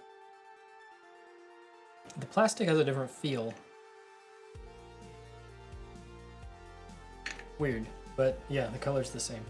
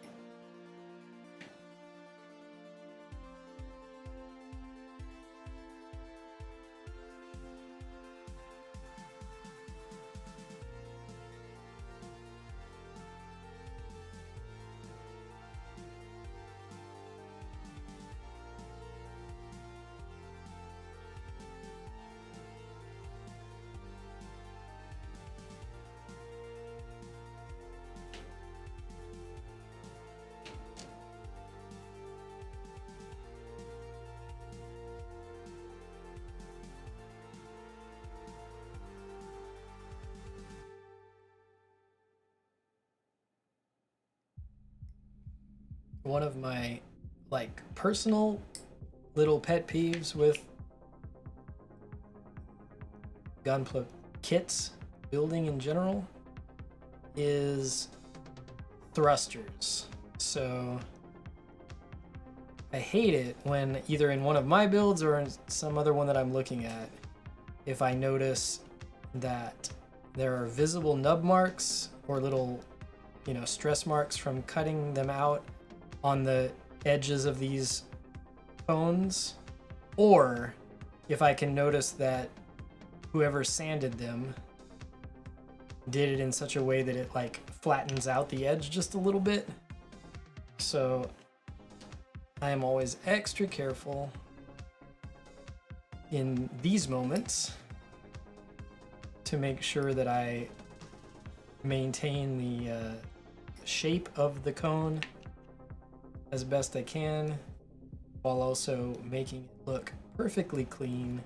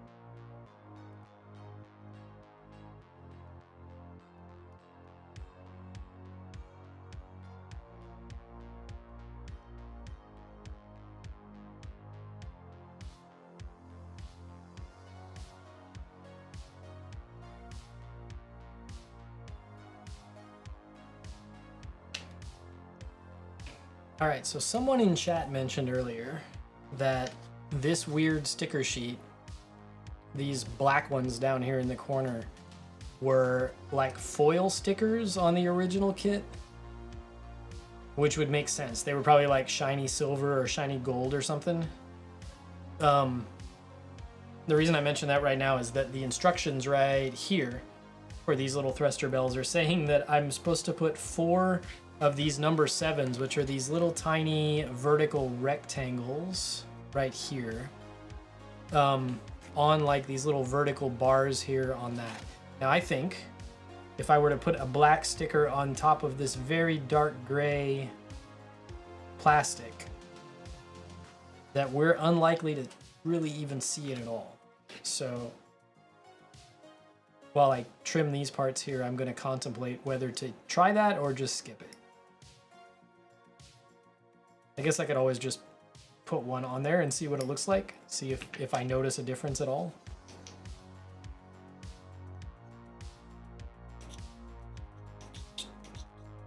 This plastic is not like perfect black. It's a very dark gray. So it is theoretically a different color than what I'm seeing on the sticker sheet, but I don't think it's that much different.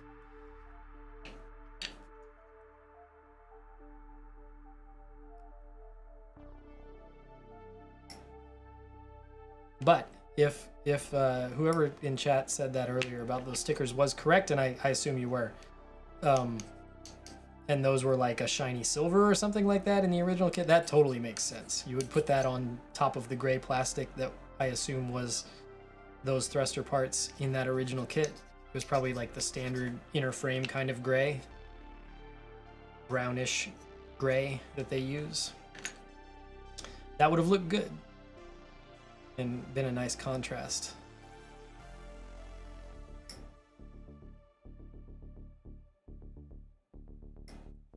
Just not sure it makes sense in this context, but I've decided I'm gonna try one of them, see what it looks like.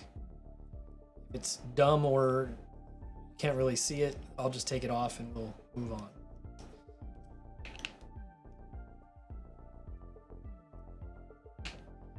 All right, so tiny tweezers.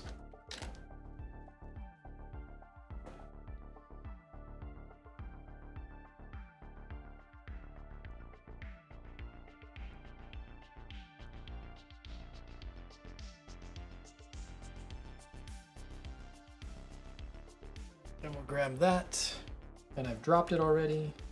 Perfect.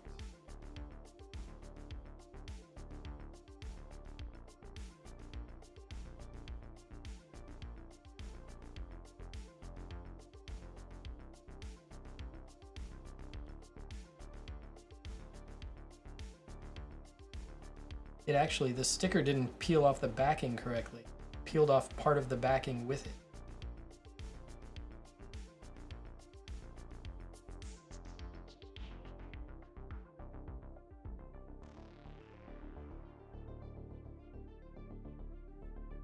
All right, there we go.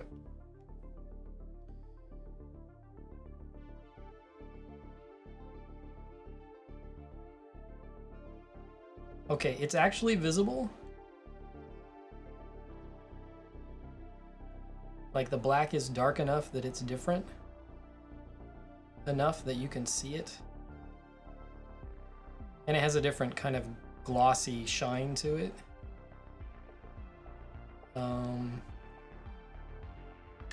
There is no way the camera is seeing this, right? Yeah, probably not. But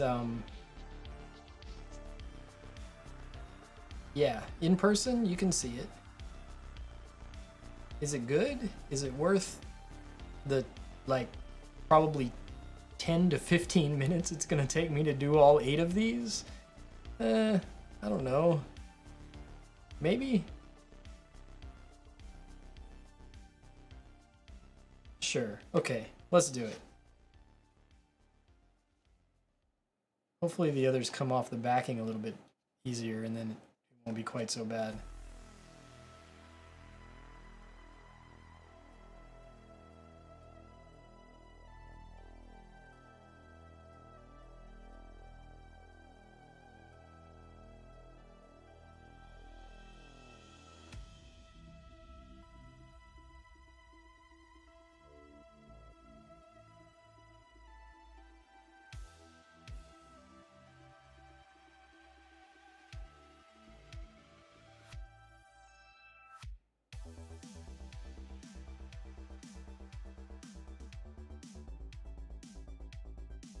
That actually looks nice. I'm unlikely to even notice it in the final build. Well, I'll know it's there, so I might look for it, but like, if somebody else built this and I was looking at it, I would probably not notice that these tiny stickers are here, but they do add something.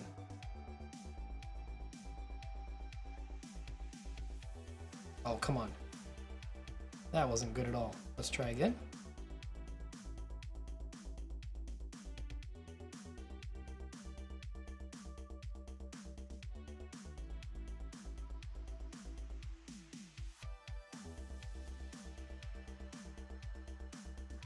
All right, I think that my very fine tweezers here have the points on the ends here have bent ever so slightly, and so they're actually not grabbing perfectly anymore.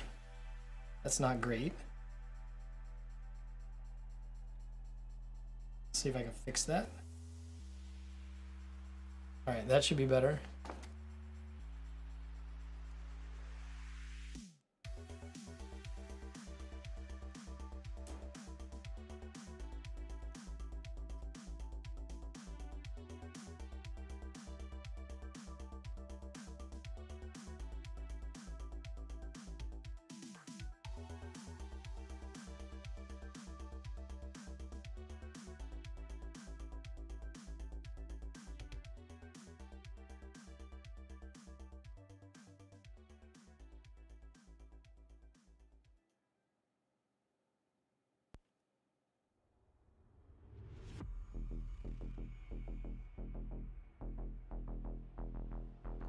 All right, 1 of 2 is finished.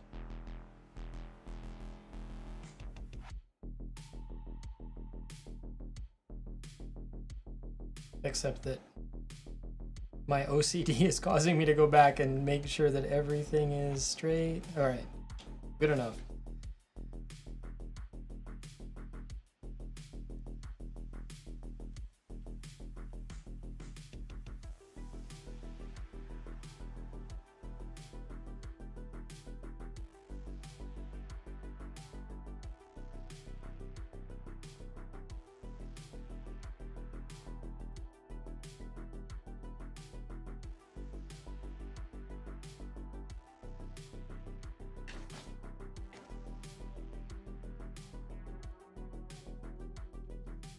Now I'm starting to wonder what these other stickers are for, and whether we missed some in previous steps.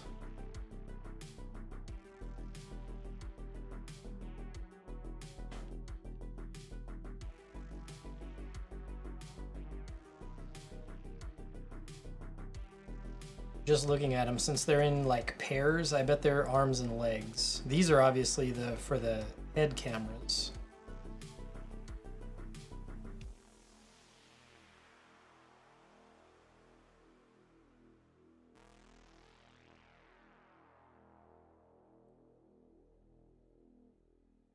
Which I guess begs the question, do I want to have black stickers for the head cameras? Or do I want to do something different? If I was going to hand paint some of the little notches on the outer armor in some color, red or green, or I don't know, maybe like a metallic light blue or something, I might do the head cameras the same color as that. That might be interesting.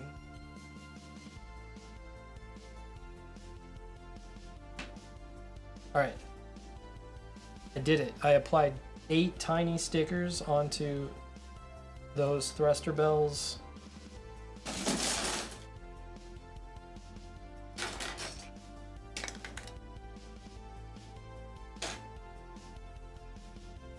Was it necessary? Probably not.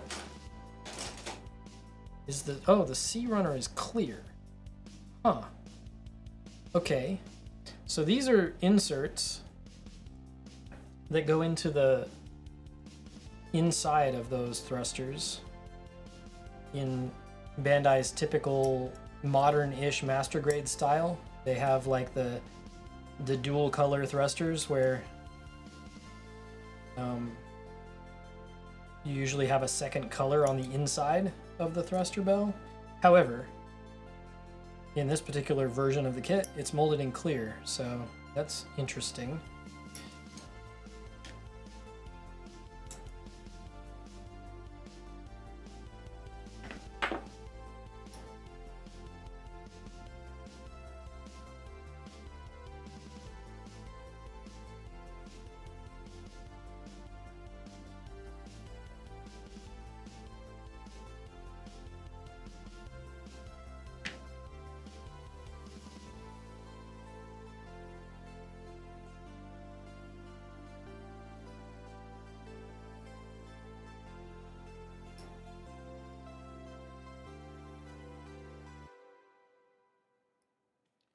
Just looking real quick at my OBS stats. 2.5-ish, almost 2.5 hours. And really the only issues we had with render times, like frame render times or frames being dropped because of rendering or encoding, was those moments where I tried to turn on the external, the extra recording of the raw camera footage. And since then, everything's been great. So I guess that's kind of the good news from today's test.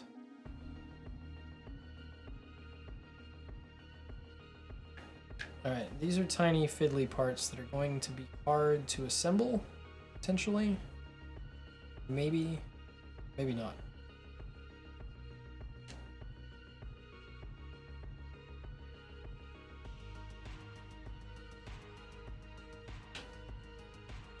I bet this C runner was like clear yellow in the original version of the kit. That would make sense because the eyes, the clear part for the eyes was also on this runner, I noticed. And clear yellow would have made sense, I guess. More inside of these thruster parts than actual clear does.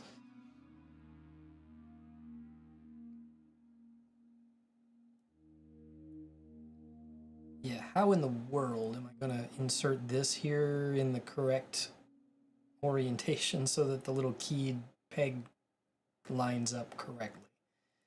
How?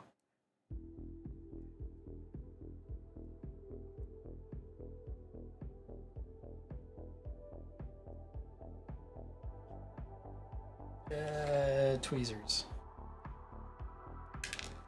No, don't escape.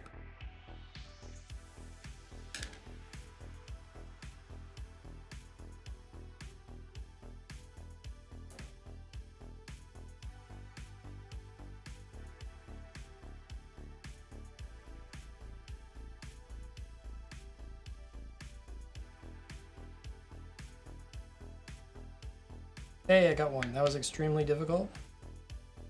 Only one more to go.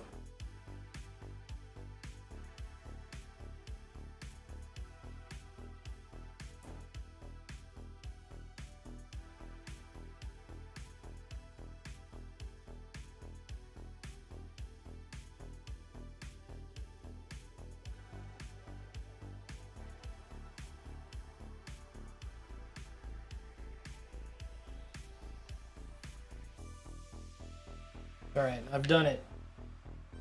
Another polycap.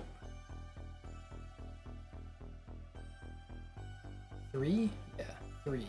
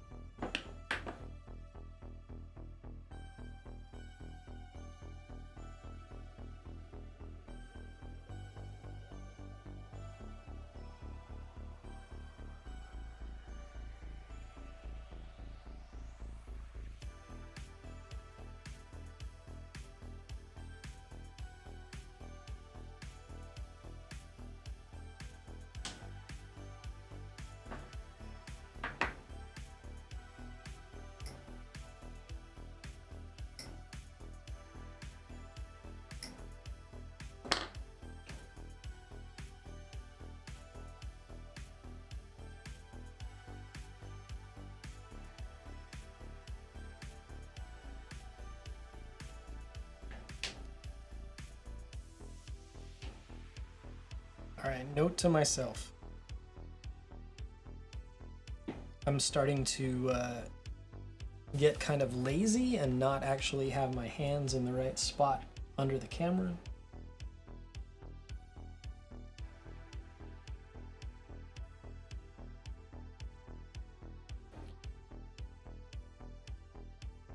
So, do better, self.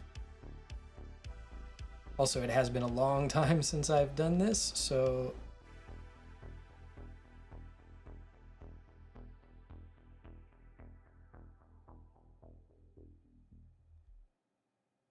did I buy one to keep of this kit? No. Like, to save in the box? No. I'm just gonna build it.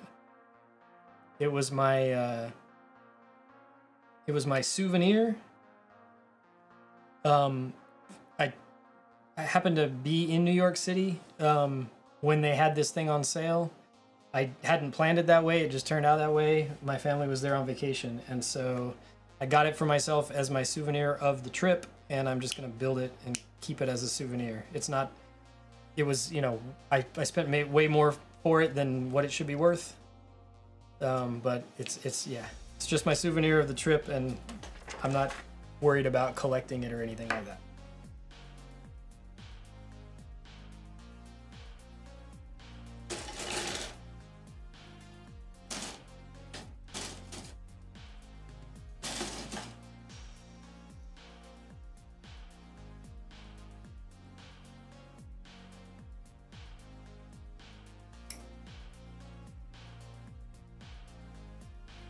Is nobody else building this kit? Everybody just bought it and kept it in the box? Yeah.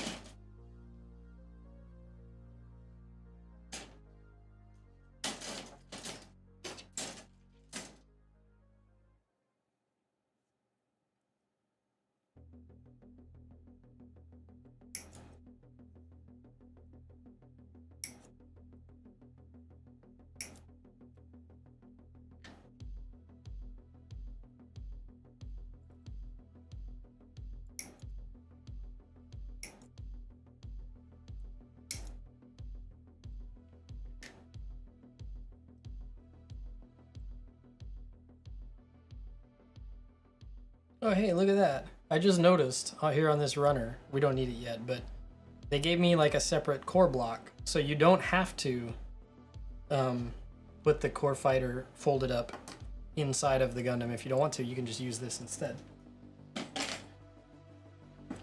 I knew some versions of the kit did that. I did not know this was one that did.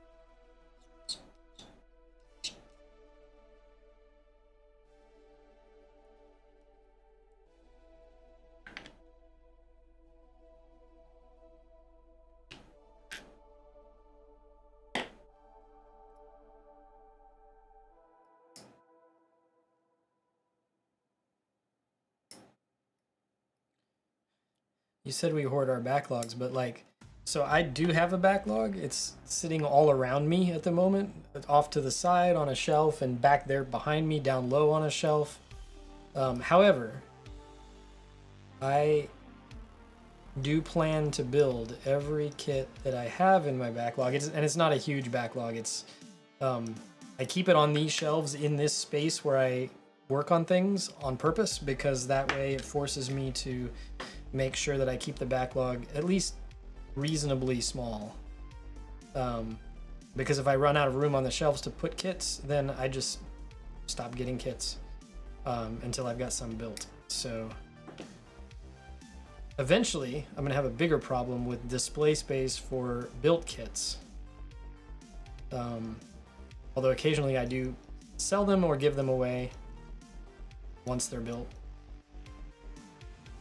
But yeah, for me, display space for built kits is actually a harder problem and becoming more difficult than space for backlog.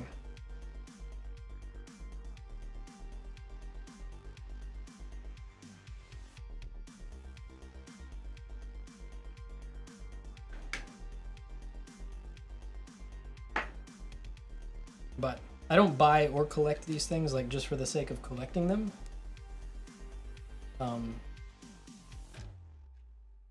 I buy them because I want to build them.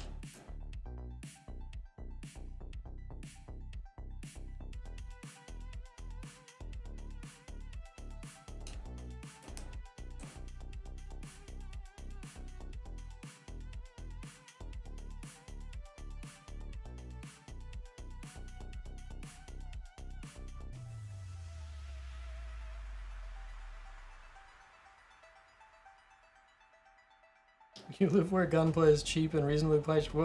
Well, you're lucky then. And I'm jealous.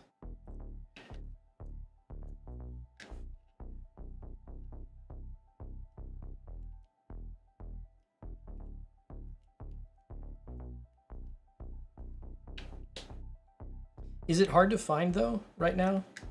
I'm curious because I was saying earlier, probably before you were here, that I was recently on vacation in South Korea. And I went to several stores there looking for Gunpla while I was there, just because that's, you know, a thing I do when I travel. And there was like no stock in really any of the stores. It was kind of disappointing. So I don't know if that was just an anomaly or that's a typical problem around the world right now with kit shortages.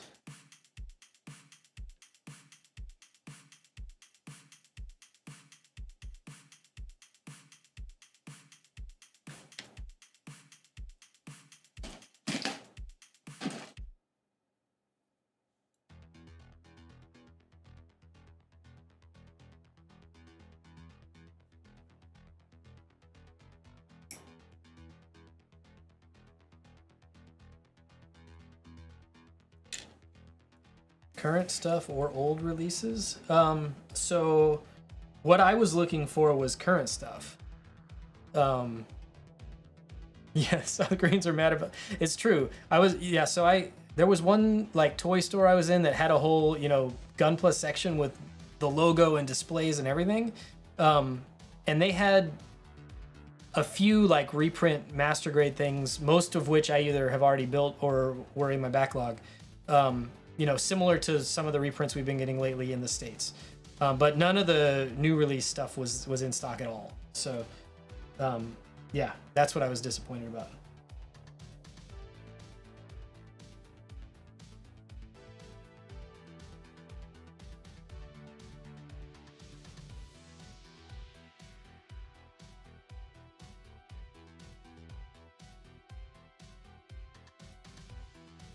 G1 Mech and John Ventura. Both. Hello. Hello to both of you.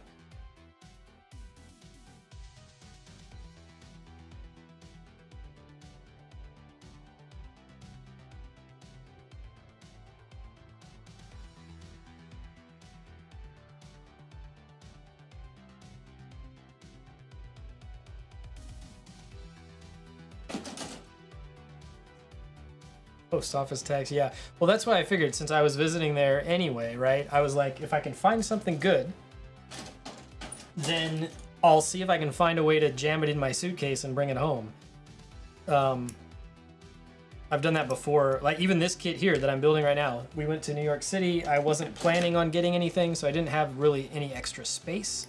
But I saw it while I was there and decided to get it as a souvenir of our trip. And then I actually had to like unbox it and fold the box down and put the runners kind of loose in between my clothes and my suitcase to get it to all fit to bring it home.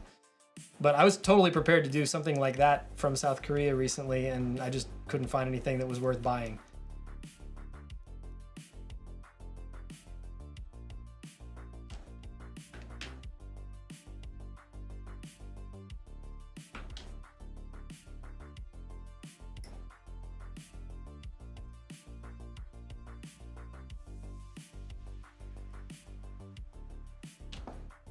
Fukuoka. Okay, so I'll keep that in mind. I really do want to visit Japan sometime. I have never been, that's not true. I've been in the airport in Tokyo a couple of times in my life. Not recently. But I've never been, you know, outside of an airport in Japan, sadly. So hopefully we can resolve that problem at some point in the next several years.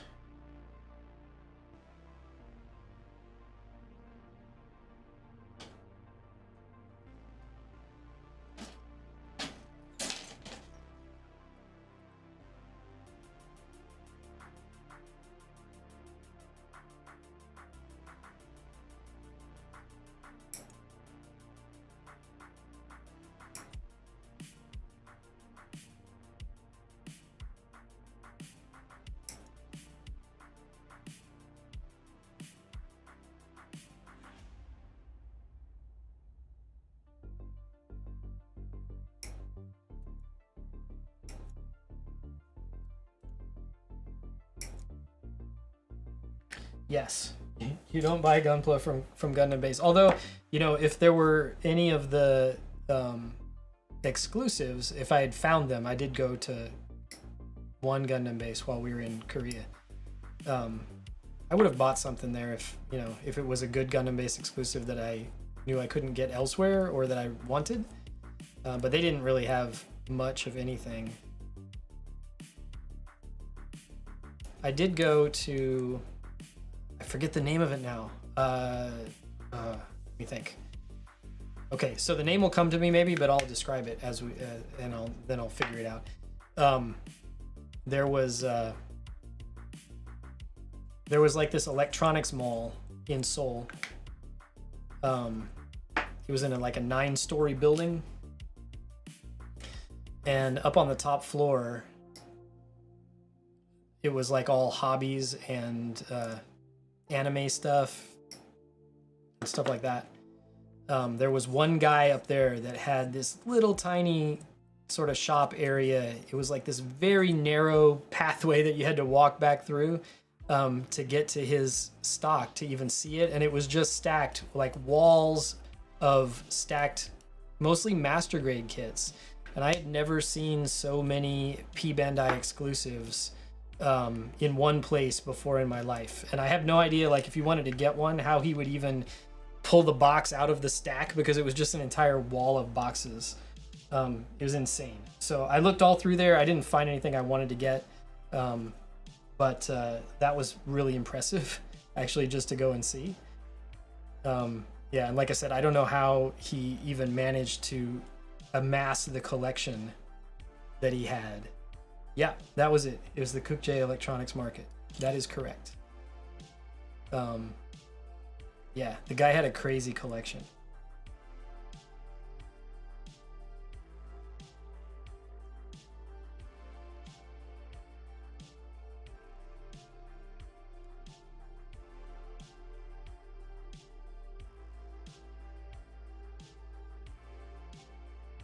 Yeah, I was actually curious. Like, I don't know if so. He only had like one of each kit, right? Um, but I guess that's not a guarantee that he doesn't have more somewhere else. Like, I don't know if he only has one of each kit in his collection and they're all for sale, or if he like has extras somewhere and when one sells, he goes and replaces the one that sold with, you know, another one of the same kit. I didn't actually talk to the guy that was running the shop, but yeah, I don't know how you amass such a collection. It was crazy.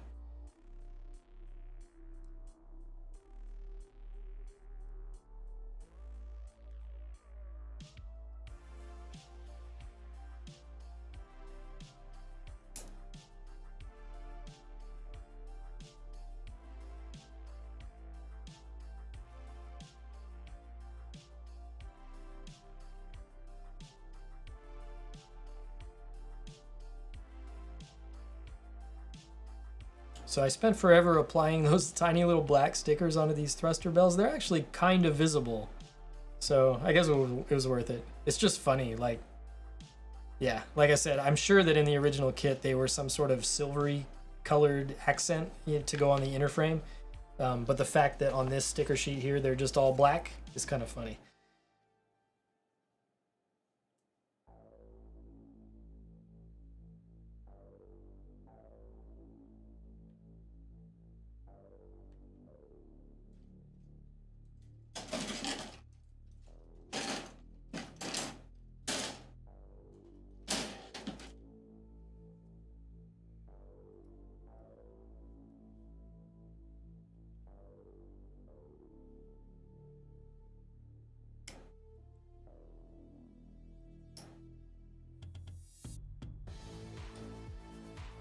So that, here, I'll show you again.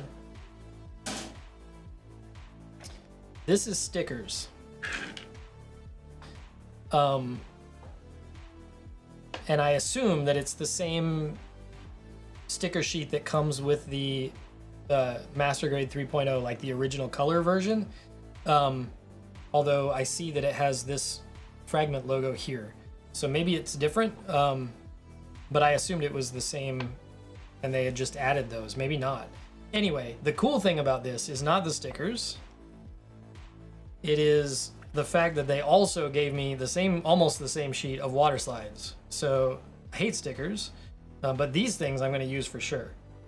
So yeah, and it's basically like, if you look at it, it's the same stuff, right? So all of this stuff here is up here, and then all of this stuff here is over here. So the only thing that's not included on the water slides are these weird black markings here that are supposed to be on the inner frame. But yeah, it's nice to get a master grade kit with water slide decals because, you know, most of them don't come with those.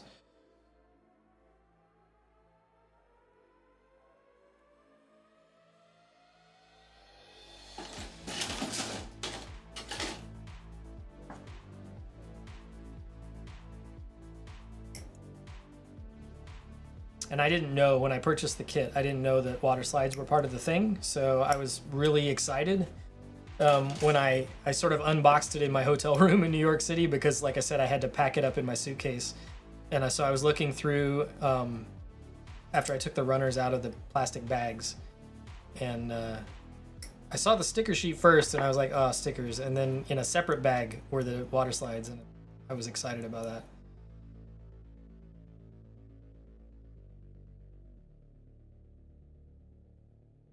I mean, yeah, Bandai's water slides are not as good as most other brands I've used. However, they're still usable, and they're still way better than stickers.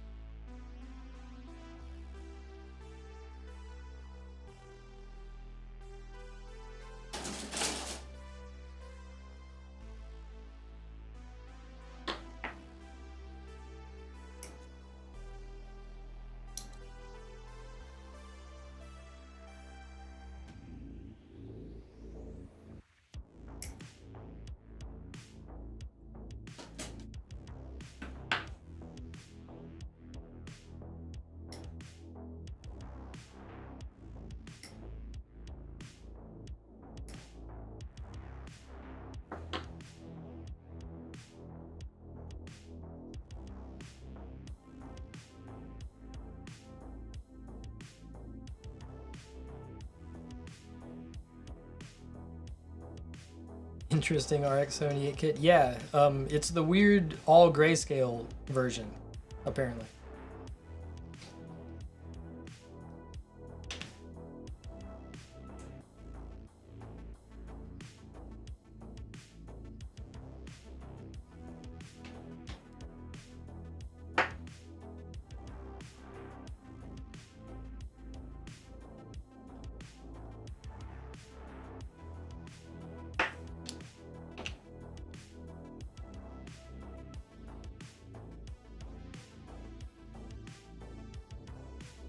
For the clean look, yeah, that works out pretty well. I prefer a clean look over stickers almost all the time, but if I'm building a kit, especially if I'm going to do like a full custom paint job and that sort of thing, I almost always look for third-party water slides to use.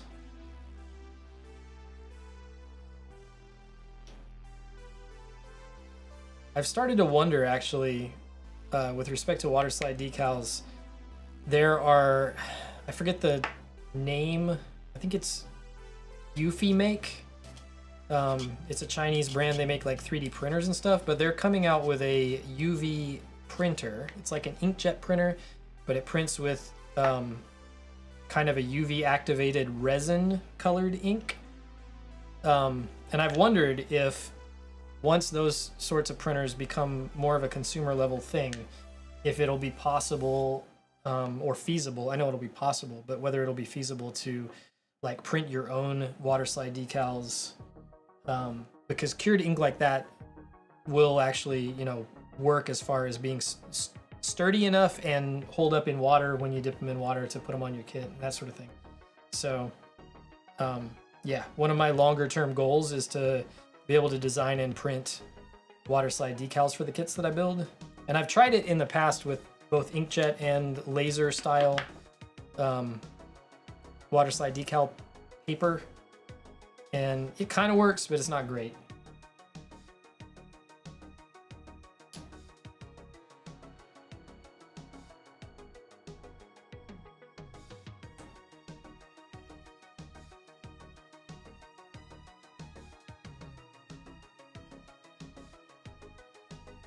I'm still sad that there are polycaps in this kit.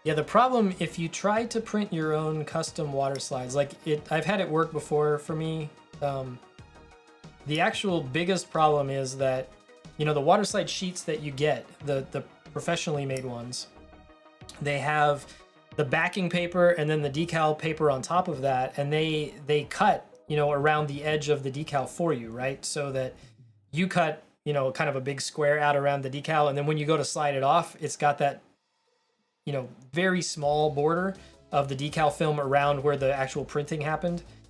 And when you print your own, you're just printing on a, you know, a full sheet of paper. And so you have to manually cut around the edge of whatever you printed and try to get it as close as possible to your printed design so that you don't see, you know, a bunch of the film around the edge. So for me, that's like the big advantage of getting professionally made water slide decals versus trying to do them yourself.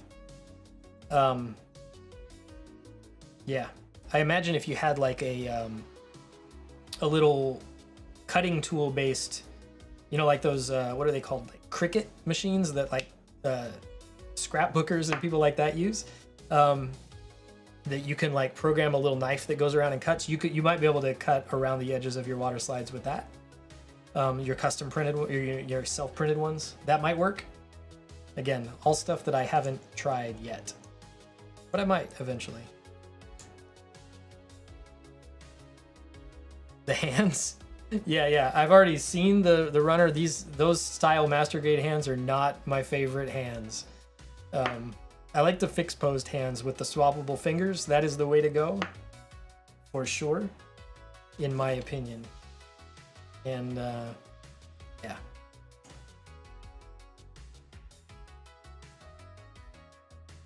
All right, well, there's a chest unit. I guess we put the backpack on as well. It's so monochrome looking, it's weird.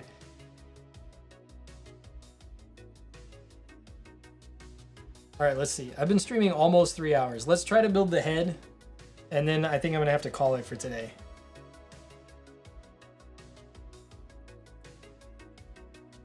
I need a drink of water first, though.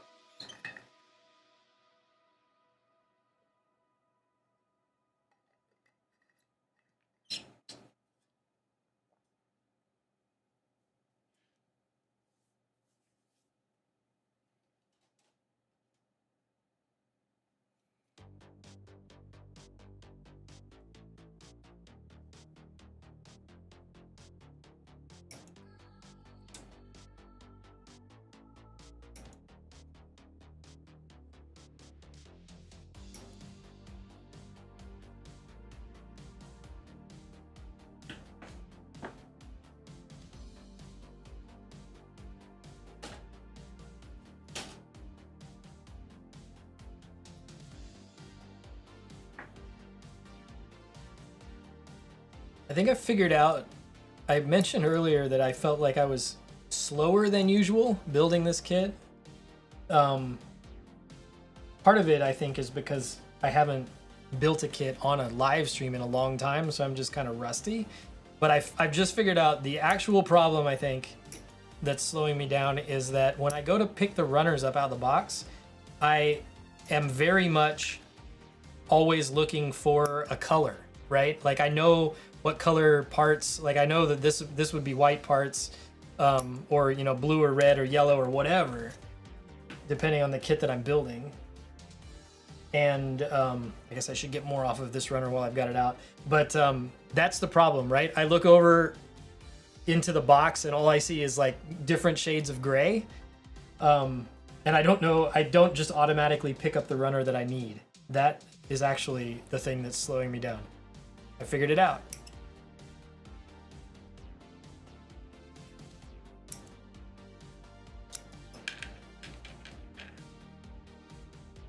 Parts are all this. No, they're not. They're 4 different shades of gray, so they're not all the same color. They just look like it when you're like looking quickly at the box.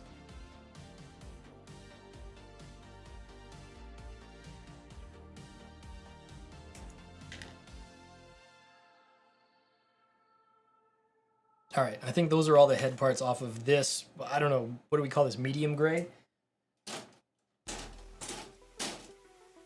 I think we have some more on this runner.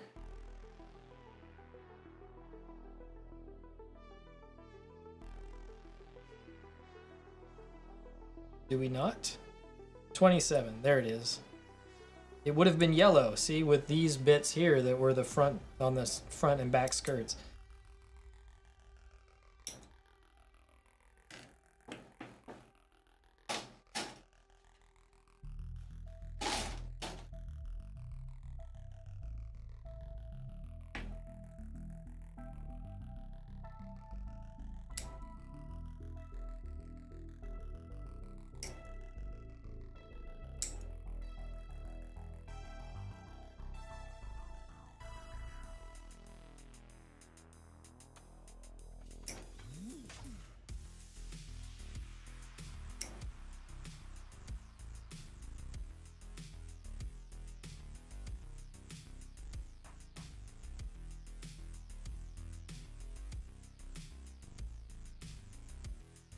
I guess we need this little tiny one as well.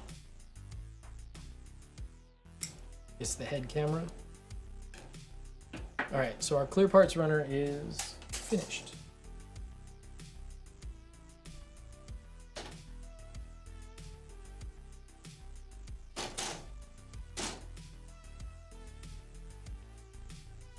Is a top of a head here? Yes.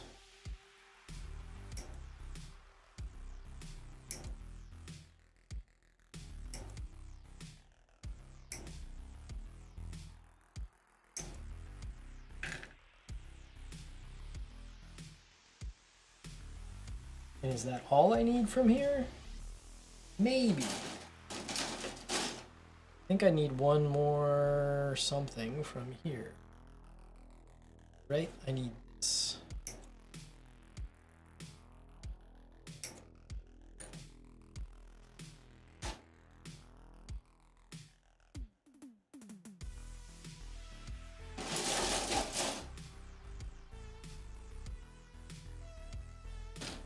And then I need like the 2 inner frame parts for the head. That's not runner. This is the right runner? Yeah.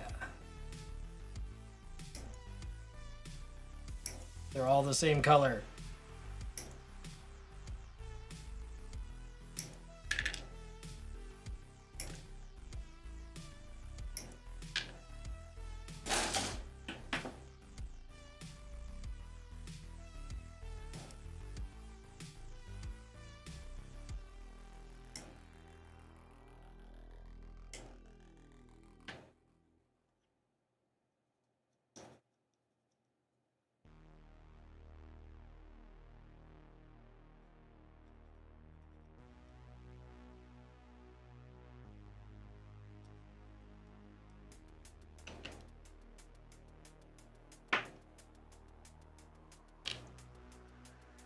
I guess maybe I should stop carefully filing all the nub marks on parts that aren't going to be visible. It's just habit.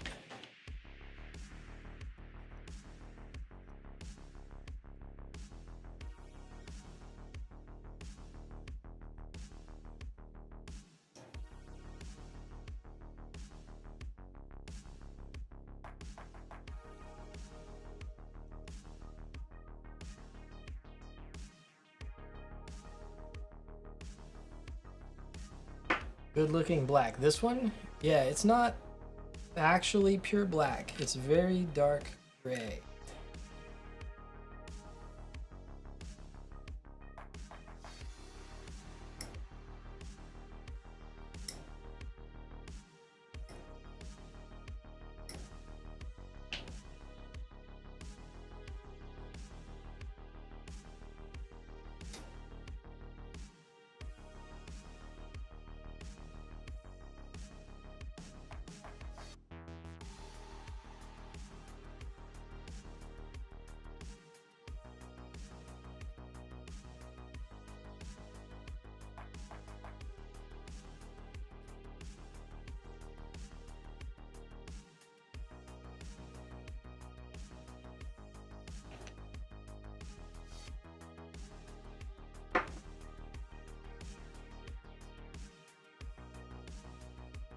Nothing worse than seeing a nub after you've assembled. It's true.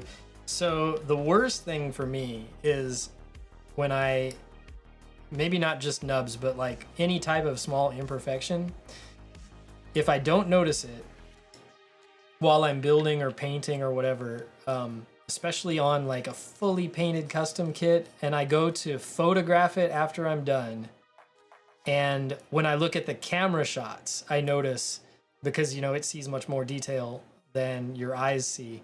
So I'm like editing camera shots of a completed build, and I see something that you know I didn't notice before that bugs me. That is the worst, because at that point there's no way that I'm gonna actually go back and make any changes.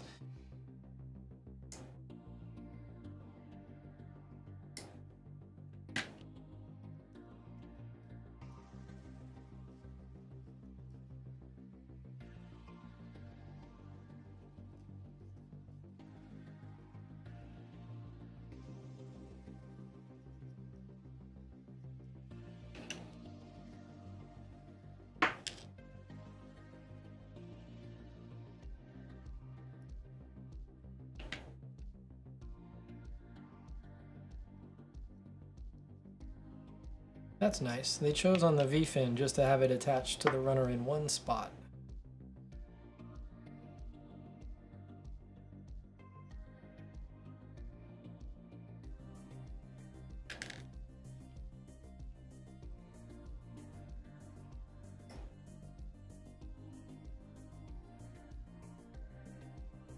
Photoshop. Yeah, well, that's a way to fix it, I guess.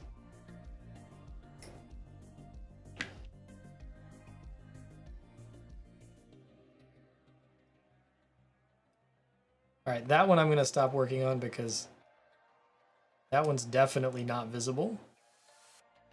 It's inside the back of the head.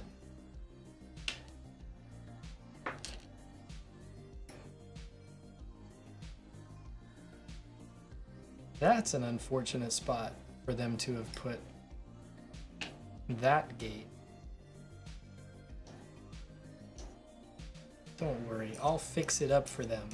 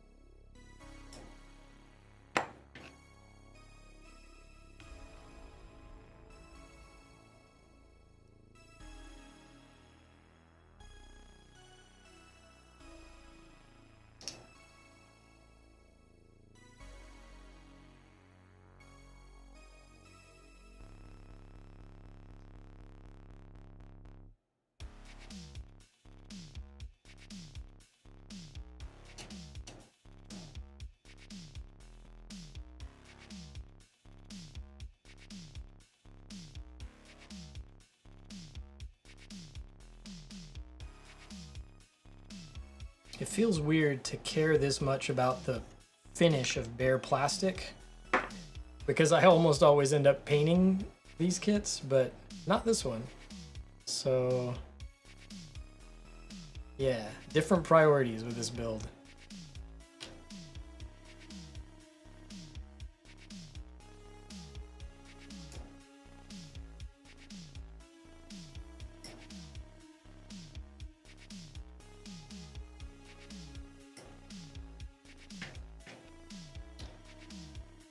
Yeah, glass files are super useful. You know, the other thing that I used this particular glass file and kind of this approach for was I got the Bandai clear. Usually the clear kits I don't care about. But I got the Gundam Age one that had like the combined, you could build all three versions of the Age 1 Master Grade. Oh, you know what? It's back behind me on the shelf. Hold it.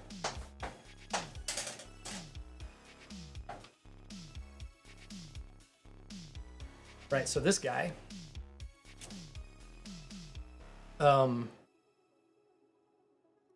I used the glass file just on the clear parts to try to clean them up as best I could. He's got some dust on him. I should dust the models on my shelf back there.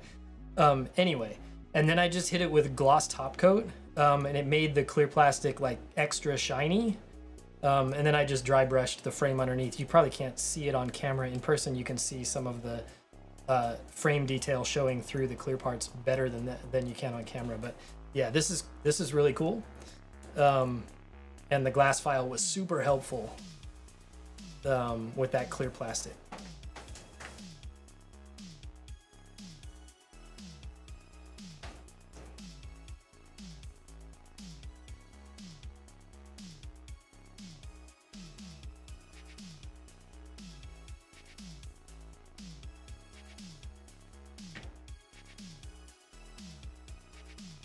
Actually, the hardest thing with that kit was making sure that I, after I finished like handling the clear parts and cleaning them up and, you know, filing the nubs and all that, I just, I was like super paranoid that I was going to have fingerprints on them underneath the gloss top coat that I was planning to put on there. So like I cleaned them in soapy water so many times just to try to make sure they were, you know, perfectly clean.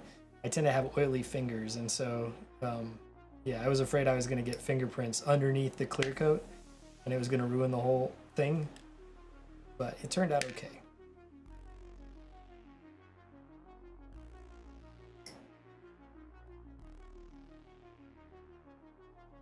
All right, what am I doing with eyes on this guy?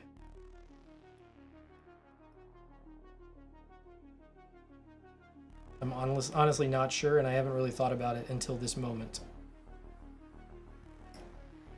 So,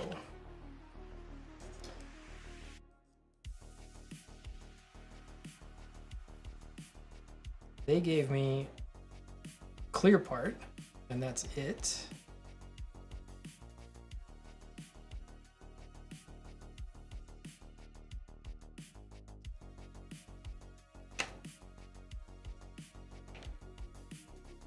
Looks like on the decal sheet they gave me this, which is just the black outline around the eyes and would leave them clear.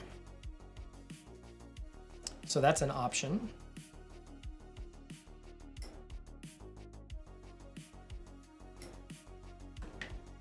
I could paint them and reverse wash them with black and make them whatever color I want.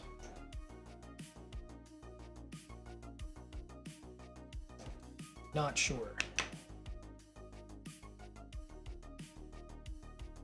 Yeah, I also sometimes wear gloves. Especially like for final assembly of kits if I really care about the finish and I'm concerned about it. But I don't know, the feel of like holding parts and manipulating parts and stuff with gloves on is, I just don't like it.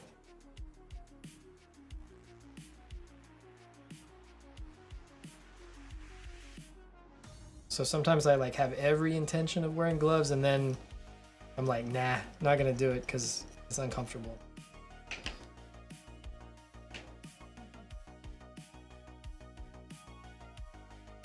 All right. So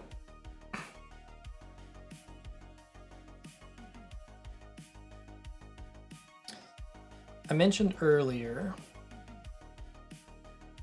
the idea of potentially picking out a few of these little, you probably can't see them again, but there are these little rectangular indented details around the kit in various spots. And I floated the idea of, instead of like just hitting those with like black panel line fluid or something like that, actually hand painting them and then cleaning up the excess and making them some color to complement or to contrast with the shades of gray.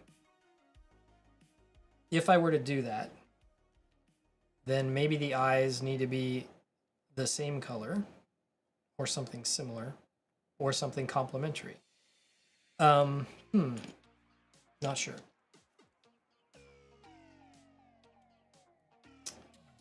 I think for the moment I'm just gonna build it and not do anything special, and I can always disassemble the head and do something to those eyes later on if I decide that that's what I want to do.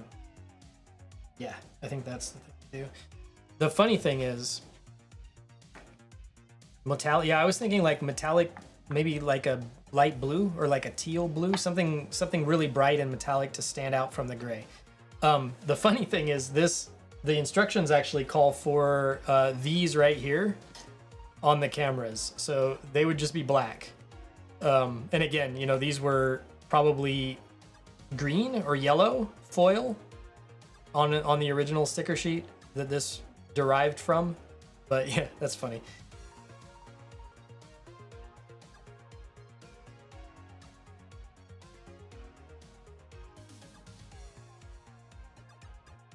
Metallic silver could work as well. Yeah, I don't know. Maybe I'll just wait and see the whole thing when it's built and then decide.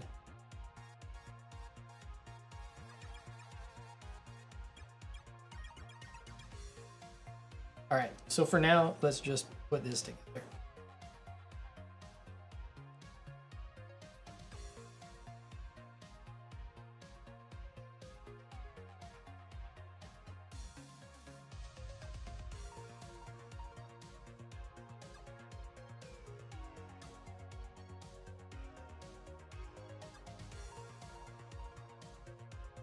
Head last.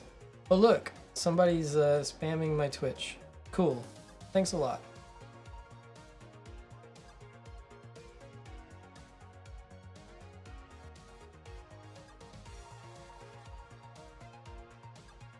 Hey, Yeah, thanks for stopping in. Have a good night.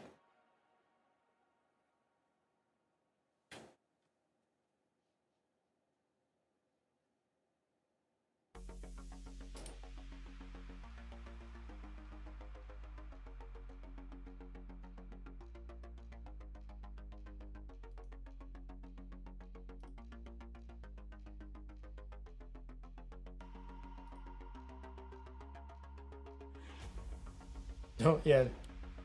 I agree. You don't want to make a quick decision and get it wrong.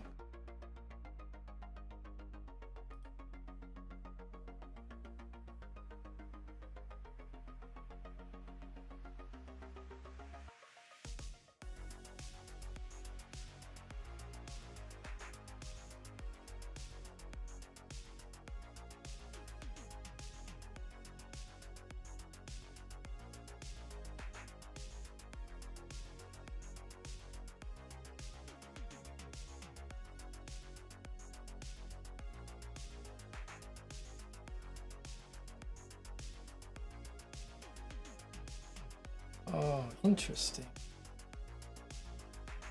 Right, so this clear part back here was really just to transmit light, right? Because there's this gimmick where you can put an LED underneath and have it shine up through the clear neck part and light up the eyes, I suppose. At least that seems to be what this is doing, or trying to do.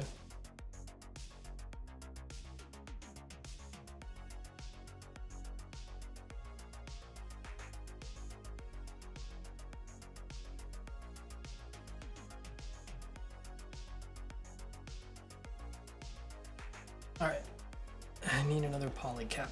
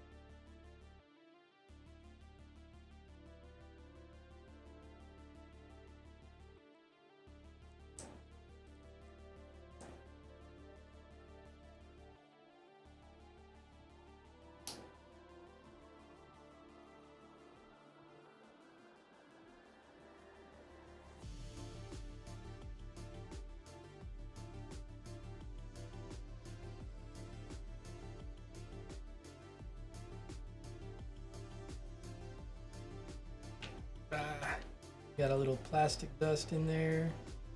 Will it clean out? Yeah. Okay.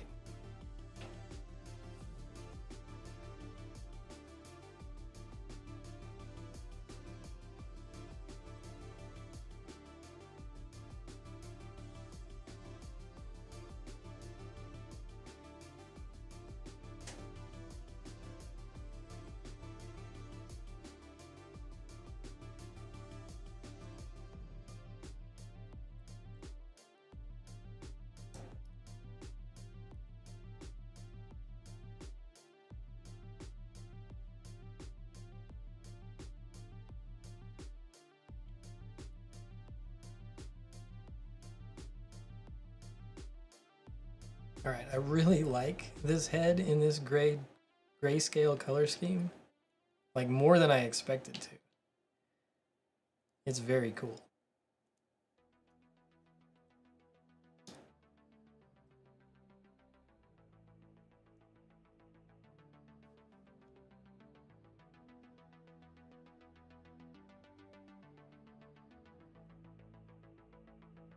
Yeah, with the slightly lighter shade for the little jewel on the V-fin and also the chin.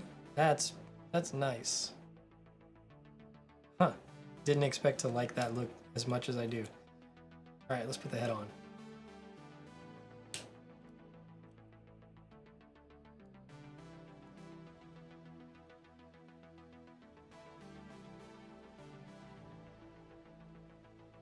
Yeah.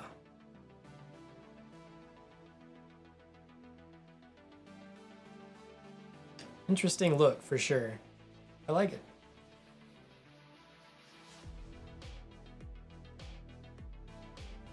Cool. All right, so we've got that. Then we've got our core fighter, which I folded up because I thought I was gonna, go ahead and put it here in the body. And we could, right? But then I discovered on the runners, there's actually like a core block that you can use instead. So I suppose we might as well open this thing back up. Like so. Maybe even put the landing gear on it. Let's see.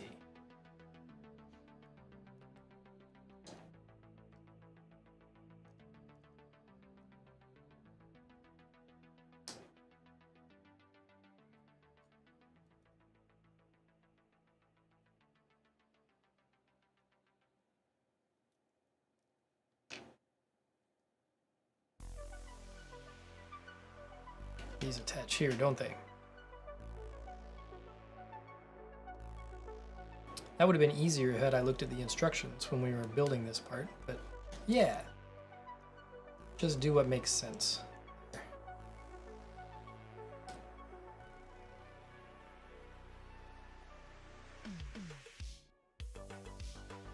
Nice.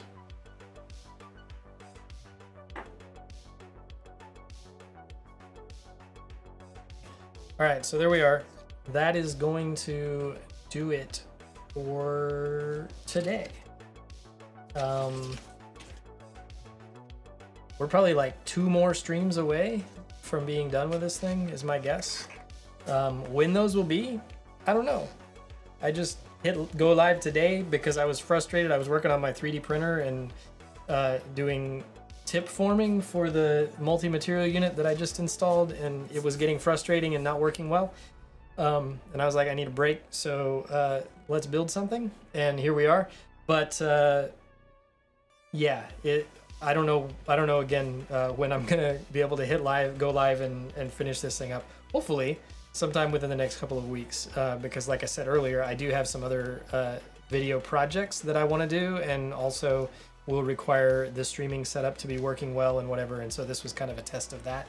Now that I know it's working, I need to finish this because I don't want to have more than one project at a time, and then I can get started on that big resin conversion commission thing that I have to do before this fall. So yeah, maybe later this week. Today is Wednesday. Probably not later this week, probably next week. We'll be back with another part of this. We'll do arms and maybe the waist unit, and then we'll save the legs for the third part of the stream. We'll see. Depends how long things take. Depends if I can get used to pulling the parts out of all of the grayscale runners in a more efficient way. Or maybe I'll just trim parts ahead of time so that they're ready to go for assembly. And that would save us some time in the future as well. Anyway,